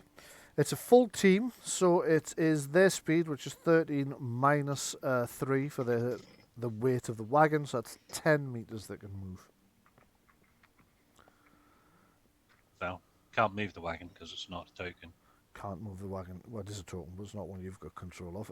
Good point, so I'll do that for you. Might be a good idea. So yeah, move the back end. Move the back end up to about, I don't know, here. Yep, okie dokie. Where I'm pegging, so it's gone past me. Yeah. A bit further. Yeah. Plus, that gets the method out of the line of sight of the opening at the front. Mm-hmm. It does. Yep. So I'm going to move. Not going to get blasted inside anymore. So move everybody up to the. Just the wagon's now on top. Yeah. Maybe. So I'll put the wagon to the back. Barden's there. You're there. You're there. Ah, that's snapping. Yeah, there we go. Fixed. Okay, so the method flies up out of the way of the wagon as the wagon comes surging forwards. That's one of Barden's actions. He still gets... technically, that's a minor action because there's a movement. So he gets a major action as well. So if he wants to try and hit it on the way past, he can. Yeah, he'll take a swing at it. Okay. I presume he's got his sword. He's got his sword, yeah. But he doesn't actually have anything on his. He's got no equipment listed. But anyway, we'll just roll 3d6. Yes. You know, bear with. I'll just roll 3d6 for him. Okay. No, Technically, squires are not supposed to get involved in a fight unless it's absolutely necessary, but I think this counts as absolutely necessary. He's not going to hit that. He's not hit? Oh, no, Yeah, he's not not hit, with a has he? 5. Nope, so he's too busy concentrating on moving the wagon safely across the ice, because he's a passable wagoneer, but he's had a few near mishaps. So he's more concentrating on that, which means it's now the turn of method number 7. Well, not number 7, but Just method that one at the 7. back there. It is, the one that almost got run over by the wagon, yes. So it's going to turn around and come after the wagon. You can hear it screeching as it comes flying in. So it's running across the top of the... It stands on the back step. I was going to have it run across the top of the thing, actually. I'd forgotten about the back step trap. Yeah. So it's currently running across the top trying to get at Baden again, but it's not going to manage it. It's going to run out of movement. Ooh, It had to turn, like it didn't is it? sunny. So it is Callan to go. Well, if I'm allowed to, I'm going to charge this one. Yes, you can. No reason why you couldn't do that. Unless it's too high in the air. No, because it was trying to blast down through the gap, so it had to be level with it. So yeah, you can definitely hit it.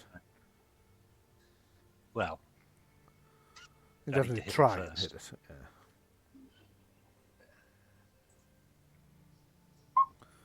13. I think you've missed because it does get +1 for being wing. Nope, you've hit. It's exactly what you needed to hit. It would be 14 14. That's definitely a hit then. charge. Yeah. And no stump points, unfortunately. Sadly not, but 8 points of damage. So that's 7 gets through. 7. So you ride still with the land. No, bastard sword this time. So you ride it ride towards it at high speed and slash it as you go past? No, I don't ride at it. Oh I'm no, you're dismounted. running now, aren't you? Yes, you run at it and slash it as you get up to it. Whack, and then bring your shield ready to defend yourself against its counter-attack, which I think is coming next. No, that's a dead one up there. So it's Gora to go next.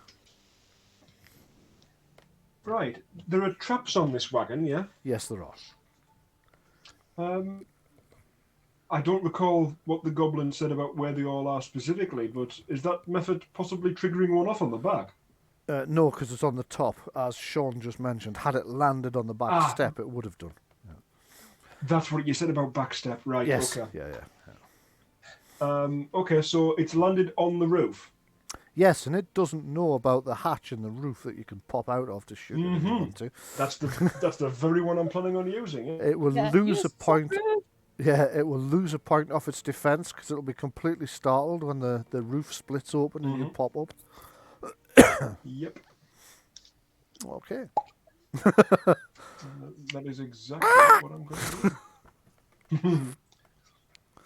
So as the roof splits open and you appear right in front of it, you see it like kind of grind to a halt. Utterly shocked that you're there. Hasn't been expecting that at all. What would you like to do to it? Right. As Flame Blast can adversely affect allies, i.e. by burning them, I'm going to give this a jolt and prevent it from acting next turn. Oh, there's a one we haven't had for a while. Go ahead.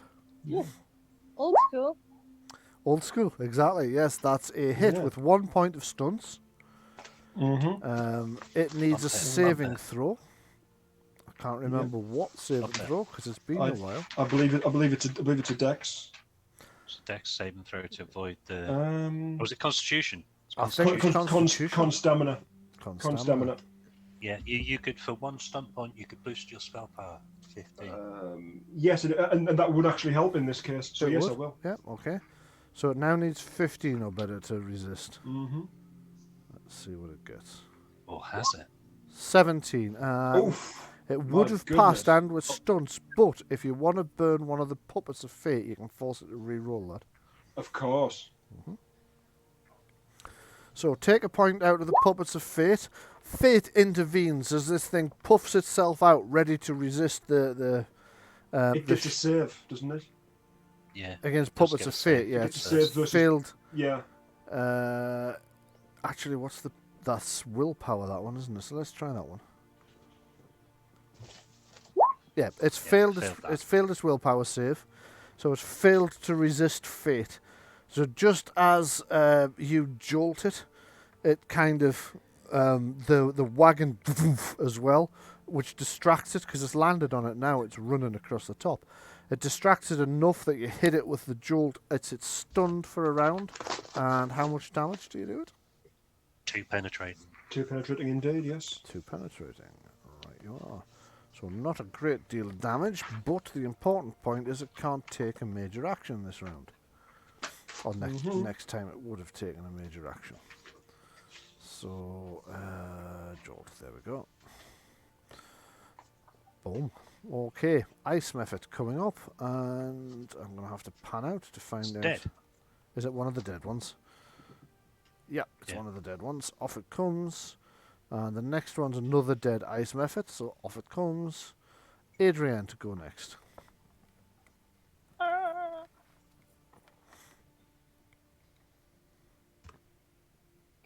Pop out the top shadow dagger or arcane blast. Yeah, that's probably you moved the wrong method. Which? Because the method I've attacked is the one which is the one that goes after me, whereas you've moved the other one. I haven't moved a method. I'm not quite sure what you. No. Just went for the wagon. A couple of rounds ago, yeah.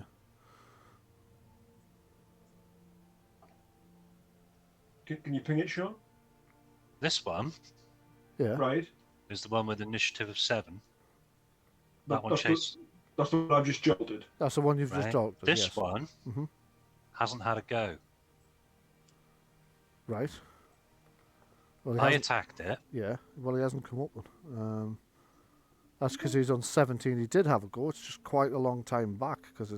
No, he didn't. You're quite right. He didn't have a go. It went from you to Gora, didn't it? So, yeah. Okay. Well, we'll give you a blast of cold air in the face then. And then it will be Adrienne. So if you want to have a bit of a think about what Adrienne's going to do, and this one will. Probably gonna shadow dagger this one at the top. Right, you are. And we have a 21 with 6 points of stunts. So for That's definitely a hit. points of stunts, it's going to go for armor piercing. And is there anybody close enough for a dual strike? No, just out of range. Balls. Right. Okay. Okay, so I need another 4 points worth of stunts to pick from then. I will do a mighty blow. That's another 2, and defensive stance as well. So, mighty blow, which means this breath weapon will get an extra point of damage, so I'll just roll 3d6. This is with armor piercing on, of course.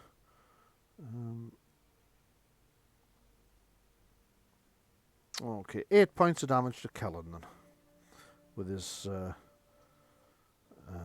with the armor piercing effect, and that's everything there. So, Adrienne, you're doing a shadow dagger, I believe. Yes. Make a roll for it. That is 13, which is a pass on a target number of 11. You have 2 stunt points you've generated there as well. So you have shadow daggered it and stunt pointed it. What would you like to do with the stunts? Oh man, where's the bloomin' magic stunts again? Because that one's the handout on right.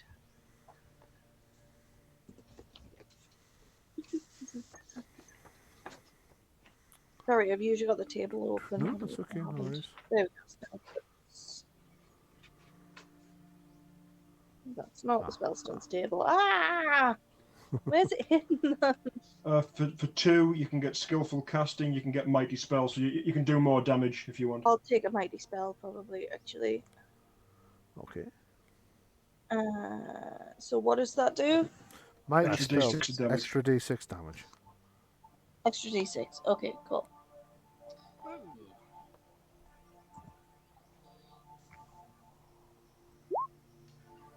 Whoa, what's happened there? Back over here, please. You hit it for 8. What's going on? My map just slid off to the side. So it's 8 points penetrating. Shadow daggers are penetrating. Yeah. So let's see. Hey, shadow daggers finally shown up. Right. So that's -8. It squeaks in surprise again because this isn't stopped in any way by its slightly toughened hide. That's Adrienne with her major action. Does she have a minor action she would like to make? Was a minor not popping up through the hole in the Yes, thing? it was. You're quite right. So, Mog to go next. This one's still not dead. Nope, this one's still not dead. Is it close enough for me to just pop up through the hatch and hit it with an axe? Yes, very much so. I know that's probably going to have some blast back at me, but I'm sick of the little thing there. Yeah, if it detonates, it'll hit you, the wagon, and Gora. But, it's probably worth it to be rid of the damn thing. There's probably a pretty good chance that it would do that anyway, however it died, so... No, if you get stunt points, you could skirmish it backwards. Yes, question. Cause it to explode further away, yes. Gora popped up through the hole. Yeah. Adrienne popped up through the hole. Did either of them go back down again? No. And now, how big's this hole? Mug's just pushed you out the top of the wagon, and you've both fallen off the sides. I kind of think so. Yeah. It's big enough. Big enough for 3 of us. Just. I mean, it's not comfortable. You're all kind of jostling each other. Luckily, one of you is quite small. It's okay. A war deodorant. Just this once. So go ahead and make your attack. I mean, you can pop out the back door for that. You're all lined up there, though. 12. That's a miss. Unless you've got anything. Or is it? Or is it? Have we still got anything in the pool? Still got 1 point. 1 point in the pool. Would that do it? It would. 1 point would do it. That Excellent, would we give you have no 3 points of stunts. Right. Yes. So you could do a mighty blow and a skirmish. I You could. do skirmish Yeah. for 1 point. Definitely want to use skirmish. Skirmish 2 points though. Skirmish is Is 1 it? point to move it back 2 yards. If you skirmished it back 2 points, you'd get it 4 yards, and then it would only detonate near Kellen. Or you could skirmish it off to the side. Of course, that's the second time it's done that, the map. I've just narrowly missed the bar I was clicking on. It's just shot When off. did you switch to your axe? You can drop a weapon by. Would that be the minor action then? Yeah. To switch? Yeah. But it was a minor to come out the hole. Yeah, no, I'm going to allow it.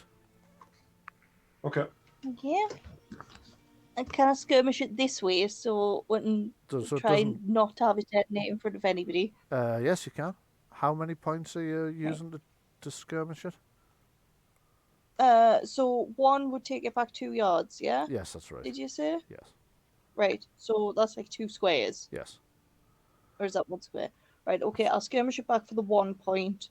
Okay. And use the rest for a mighty blow, which adds me an extra dice, yeah? Yes, it does. Cool. Don't think you're going to need it, but go ahead. Well, I don't like to take chances. True, yeah. Oh, I forgot to put the extra dice in there after all that. Do I need to add the extra Since dice? you didn't use the extra dice, I'm going to say well, it doesn't really matter because you've killed it anyway. You're not going to need the... Right, yeah. So, you blast it back that way and it goes boom! It shatters into an explosive shard of... or lots of explosive shards of ice. The corner of the wagon, Gora and Kellen are all just in range. However, Gora's got 5 points of armour from the wagon. So let's just have a look and see what happens. So this is 3d6. Okay, so Kellen, Gora and the wagon take 11 points of damage each. That actually means the wagon is now going to need to take a damage check for the first time. Kellen's going to shrug off most of that damage except for 1 point. In fact, no, he's not in the wagon, so he'll take 1 point.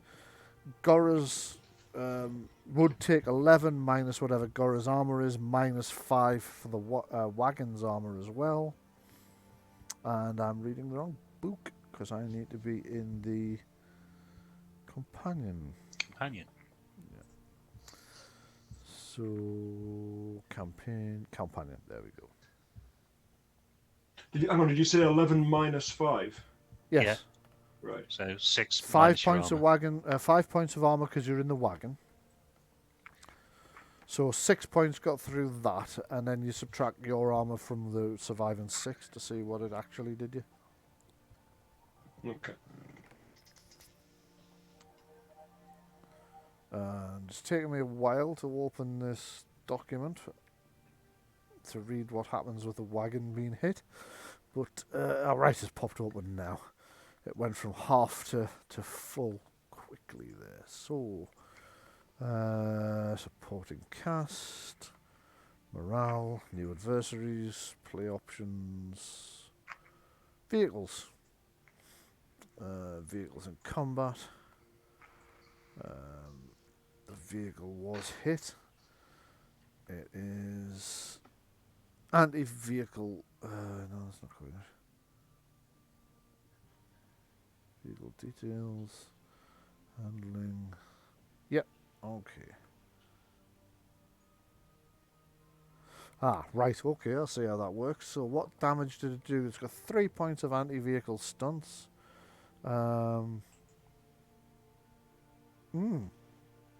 Crash risk. The blasts kind of rocked the back of the wagon, so there is now a crash risk. So Baden's going to have to make a a control test for it, which would either be dexterity, riding, or animal handling. Either one of those will do. 14. 14, that's a pass. No, it's not. Anything left in the fate pool? No. No, there's not. Okay, so... or crash. Okay, so what does the crash do? Does speed have anything to do with it? Yes, and... Oh, actually, yes. And you were moving directly away from it. And it's got a point of hull, which I hadn't accounted for. So, actually, you're fine. Just, but you're fine. If you'd rolled 1 point less, you'd have been over. But that's rocked the wagon. It's skidded out. It's kind of fishtailed. But other than that, Baden's managed to regain control of it after that. But he's gone pale from it because he didn't think he was going to. I'm just going to fishtail this whole lot.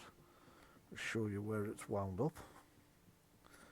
Well, at least I would if I could see the little blue control handle on all the white. Ah. There it isn't. No, that's not it. The fuck's the control handle? Please give me a clue what side you're on. There it is. Okay, so there you go. That's the kind of direction you've skidded out, leaving massive kind of craters in the snow. It almost tipped over. It went onto two wheels. You were all flung against the side of the wagon. The horses started to panic. Baden put one leg down heavily on one side, leaned into the skid, wrenched the reins, and managed to get the whole thing back under control. But the vehicle has slowed down considerably as a consequence of your near crash. And it is. And that music cuts in. Over the top in a Russian voice, somebody starts singing, "It's my life." It goes around the corner. Okay, it is Baden to go as it happens. Well, he's going to halt the wagon. He's going to bring it to a halt at this point. Right. Okay, brings the wagon to a halt. It was only moving it forward away from the Mephits. Away from the Mephits' attacks, yeah. So it brings it to a halt to make sure that it can't be forced to crash while it's moving. I'm not going to require a test for that, so that's fine. So it would be Kellen to go next. Vicious, snappy thingy. Yes. Is about to die. Okay. Well, hopefully, you know. An 11. Ooh. That's a miss. Doesn't actually manage to hit it. No, you swing. That's rare. You swing wildly. It kind of jinks in the air so that you miss, and this kind of white, snowy tongue juts out from under its nose and goes. And it is the Mephit's turn to go. So after blowing you, I'm going to do a defensive. What's it? Defensive. Stand firm. Yeah. Okay. It is going to blow another gasket. After having blown a raspberry at you, it's now going to blow a ice attack at you. Give it some. It's just the one that will not die. Yeah, this one's taking a while, isn't it? Come on, roll the dice. Ah, there we go. 14, that's a miss. That's a miss. So you see it about to blast at you and you step sideways and it just misses. You can feel the arm of your armour, the shield arm getting colder. And you can see the frost forms up on your shield. But that's all that happens. And that won't last long. Gora, you to go. What would you like to do? And then I'll go.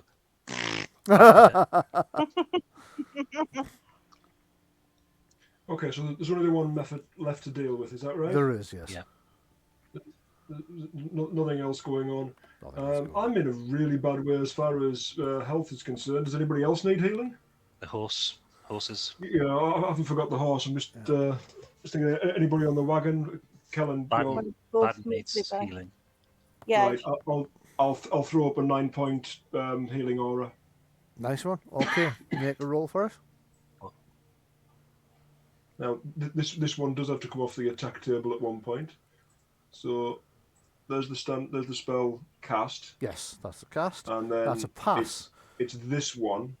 It's this one to see how much healing everybody gets. Oh, bloody hell. Jesus, is that 18? Yeah. Wow. It is, What's- and that's before we get to. Now that's added my willpower, which I think comes from one of my talents. Right. So I need to make sure that I haven't missed anything because I've got a lot of stuff that buffs Of healing course, magic. yes. Yeah. What's the radius on that? 2 seconds. It's pretty big. Healing aura is 10 yards. Wow. Oh. Right. Am I Yeah. within 10 I yards? think it might be. Let me just measure it.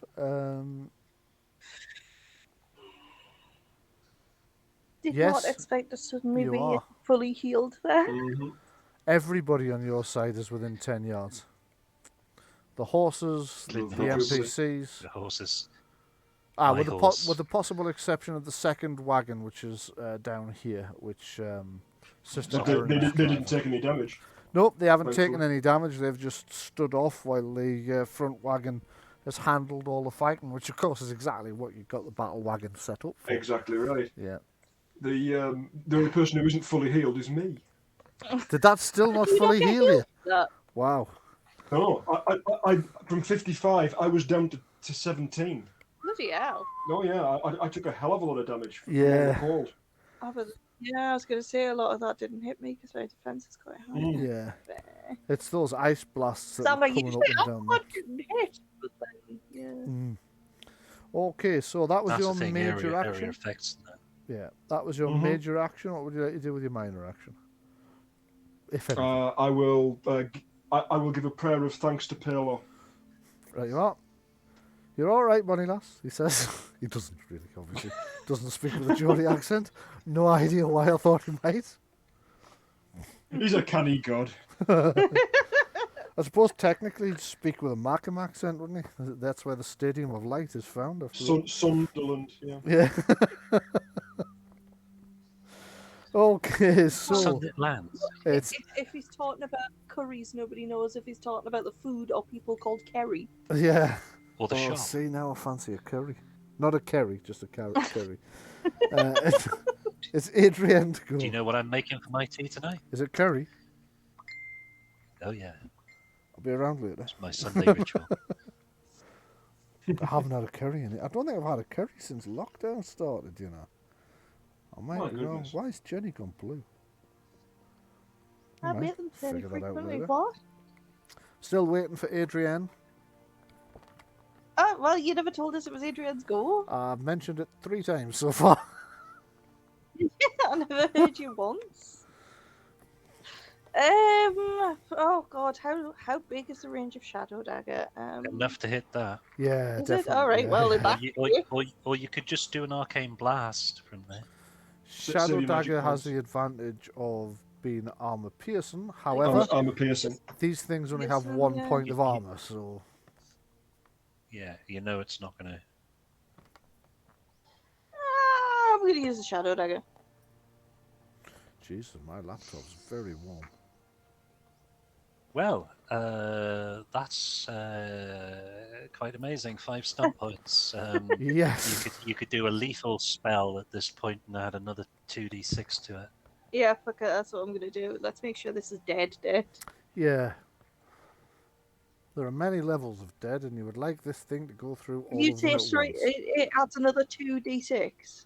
Yes. Yeah, for Right, for yeah, that. cool. What? How?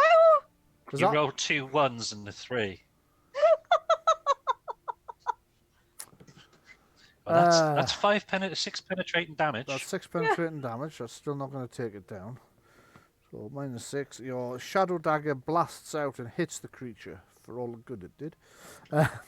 It did do some good, to be fair. You're kind of leaning around the side of the wagon and whoosh, this blast of black energy screeches across the snow, clips the creature in the wing. It's injured it, but not as much as you would have hoped. Do you have a minor action you would like to take? Oh, Sulk. sulk. Yeah. Probably pop back into the wagon at this point. Okay, more Gutigal. Armor still hanging out of the top from before. Yes. Right, if I am... Oh, feck, I haven't reloaded it. That's not going to work. You could I jump can pass down you. and... I can pass you a pistol. If you could pass me a pistol, that would be great. Okay, that's going to be Can your I yell minor at action. Calendar Duck in the same... Right, thing? yes. Okay, yes, you can yell at Calendar Duck whilst you cock and fire the pistol. You're not going to be able to aim because changing weapons is going to take your minor action. Yeah. I gathered. Okay. Shoof. The shot goes straight past the Mephit, hits the snow about a metre or two behind it. For goodness sake! This really is the method that won't die. It really is, yes. Baden to go. Is there anything he would like to do? Or is he still catching his breath from getting the wagon to a halt? Getting the wagon sorted. No, he's not going to do anything at this point. He's just going to stand ready. Okay, Or Calendar sit go. ready, whatever it is. Yeah. Yeah, let's finish this bugger off. Yep. Let's give it a swift old Scandinavian There's religious so many song weapons on to this finish sheet. him. 26 stun points, that's definitely a hit.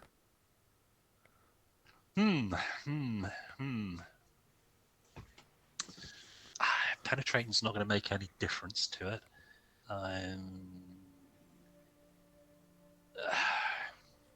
Lethal, surely. I can't dual strike it because it's not another target, it's the same target. So that would be 3 for a second attack. Yeah, what I'll do is then it'll be a case of let me just go and check my set of powers on here.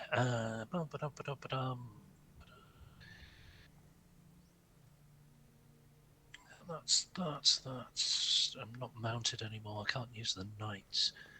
Stump bonus. You can strike so fast. You can suppose a dual strike and 3. No, it's not that. Not horsemanship. For the threat and stun, I'm not going to threaten it. It's just going to be then in this particular case. It's going to be a mighty blow and a skirmish with a lightning attack as well, if it's necessary. It's probably not going to be, but I don't want to. You never know with the rolls that previously came up. Well, I mean, quite, yeah. A method that wouldn't die. Yeah. Where would you like to skirmish so let's it just to? do. Well, let's do the damage on it first. Okay.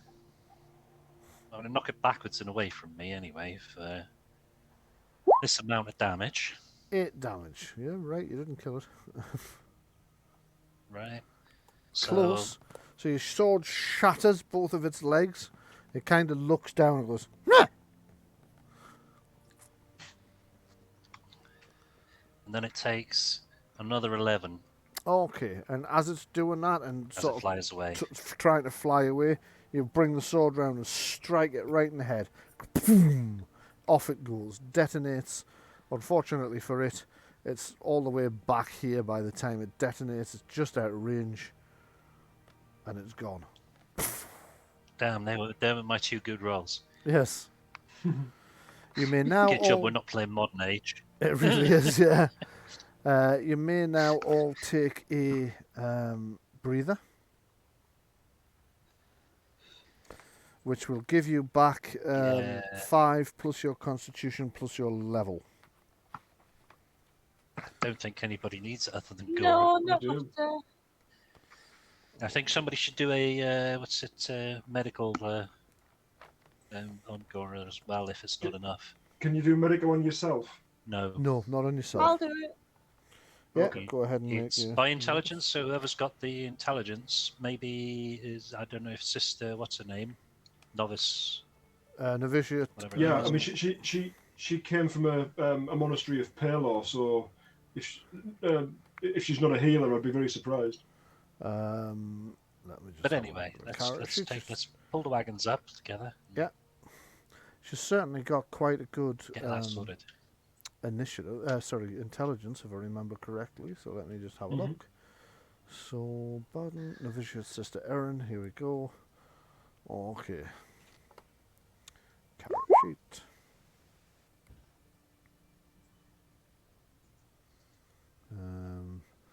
Let me take a look at that. Rolling token. Yes. They see me rolling. They're hidden. Okay, let me take a look at that injury for you. Novitiate. Who's this just treating? Me, Gora. Alright. Let me take a look at those injuries. What we need to do is get your core temperature up a bit. So she looks round and grabs a lot of blankets and wraps them around.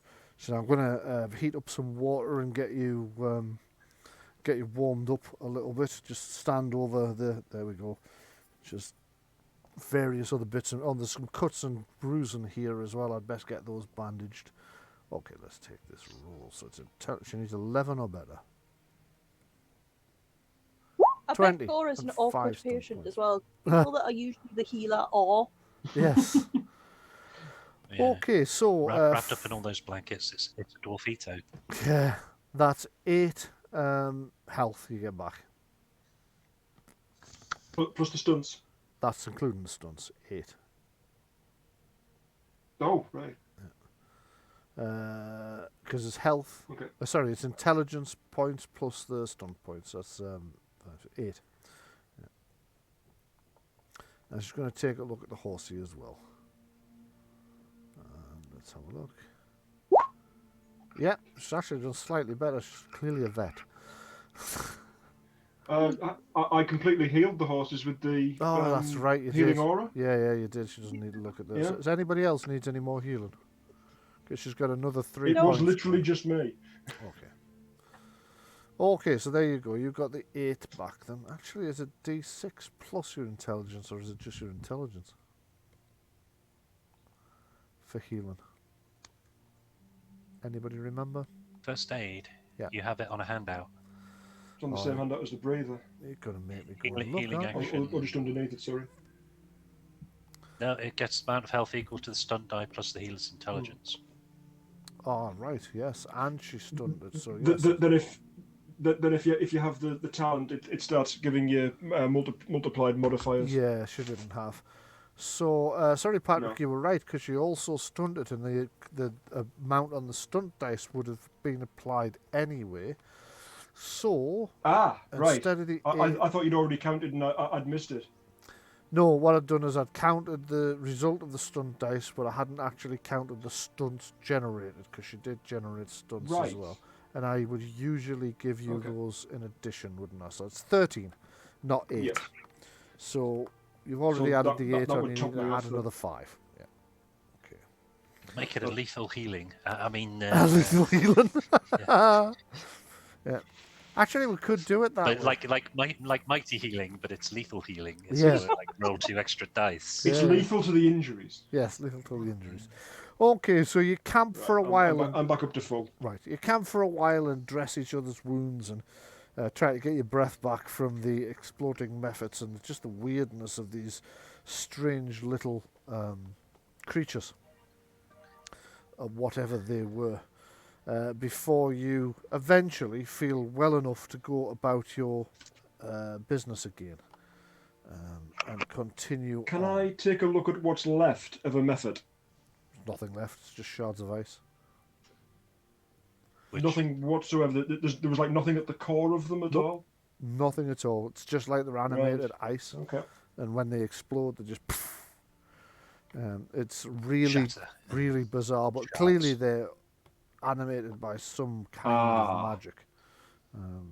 Somebody from Saragosa's line, somebody further on from his son that we saw, was an ice mage. Possibly. Could be. But they might just be in the mountains. They might just be attracted to the aura of the area of magic that we're about to The encounter. To be fair, the could be ice that as well. mort and then ice creatures. It does seem to build a picture, doesn't it? Mm. And then we hear this music. And it's the ice cream van. Yeah, screen van. Yeah.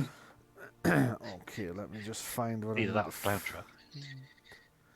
at first sight. Here we go. So, Winding your way onto the... I'm just going to pop this one out as well so I can get that out of everybody's way.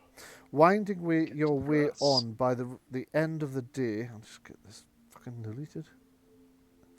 You find yourself down into the hidden valley of Saragosa itself. The snow has now given way to grass. You can see there are...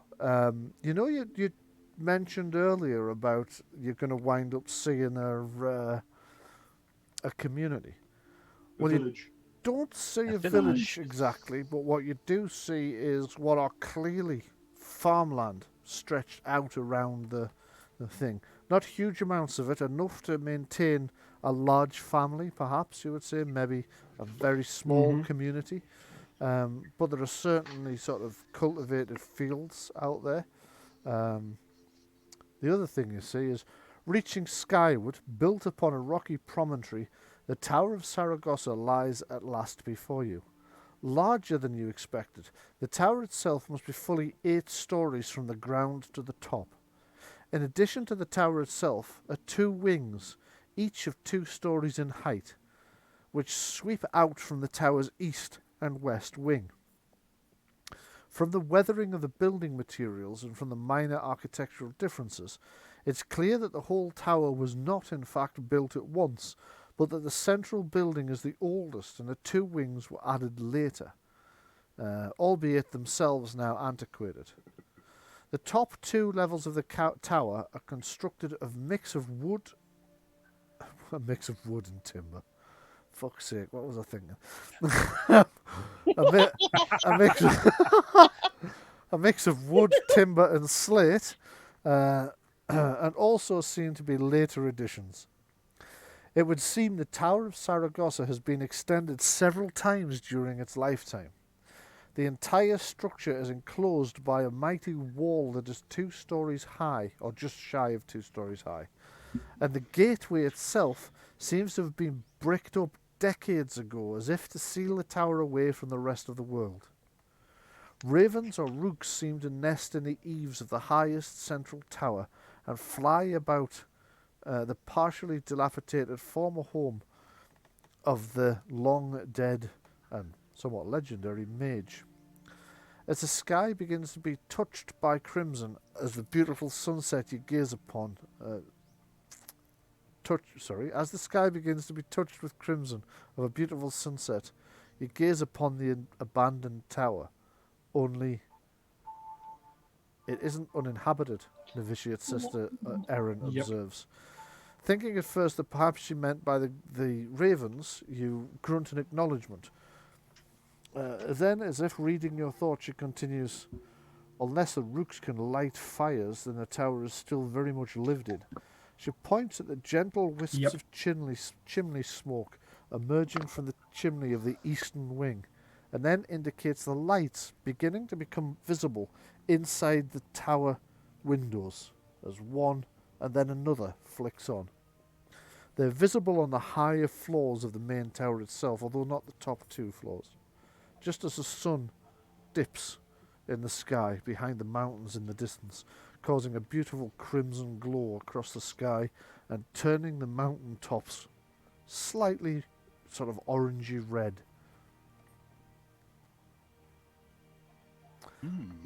I have theories. And I think we'll leave it there for a week. Firstly... you can indulge your theories if you like, but I'm just going to sign us off. So thank you very much for listening. We will come back next week where the party will investigate the Tower of Saragosa, this supposedly abandoned tower, which is anything but. Thank you very much for listening. Do take care, stay safe, and good evening.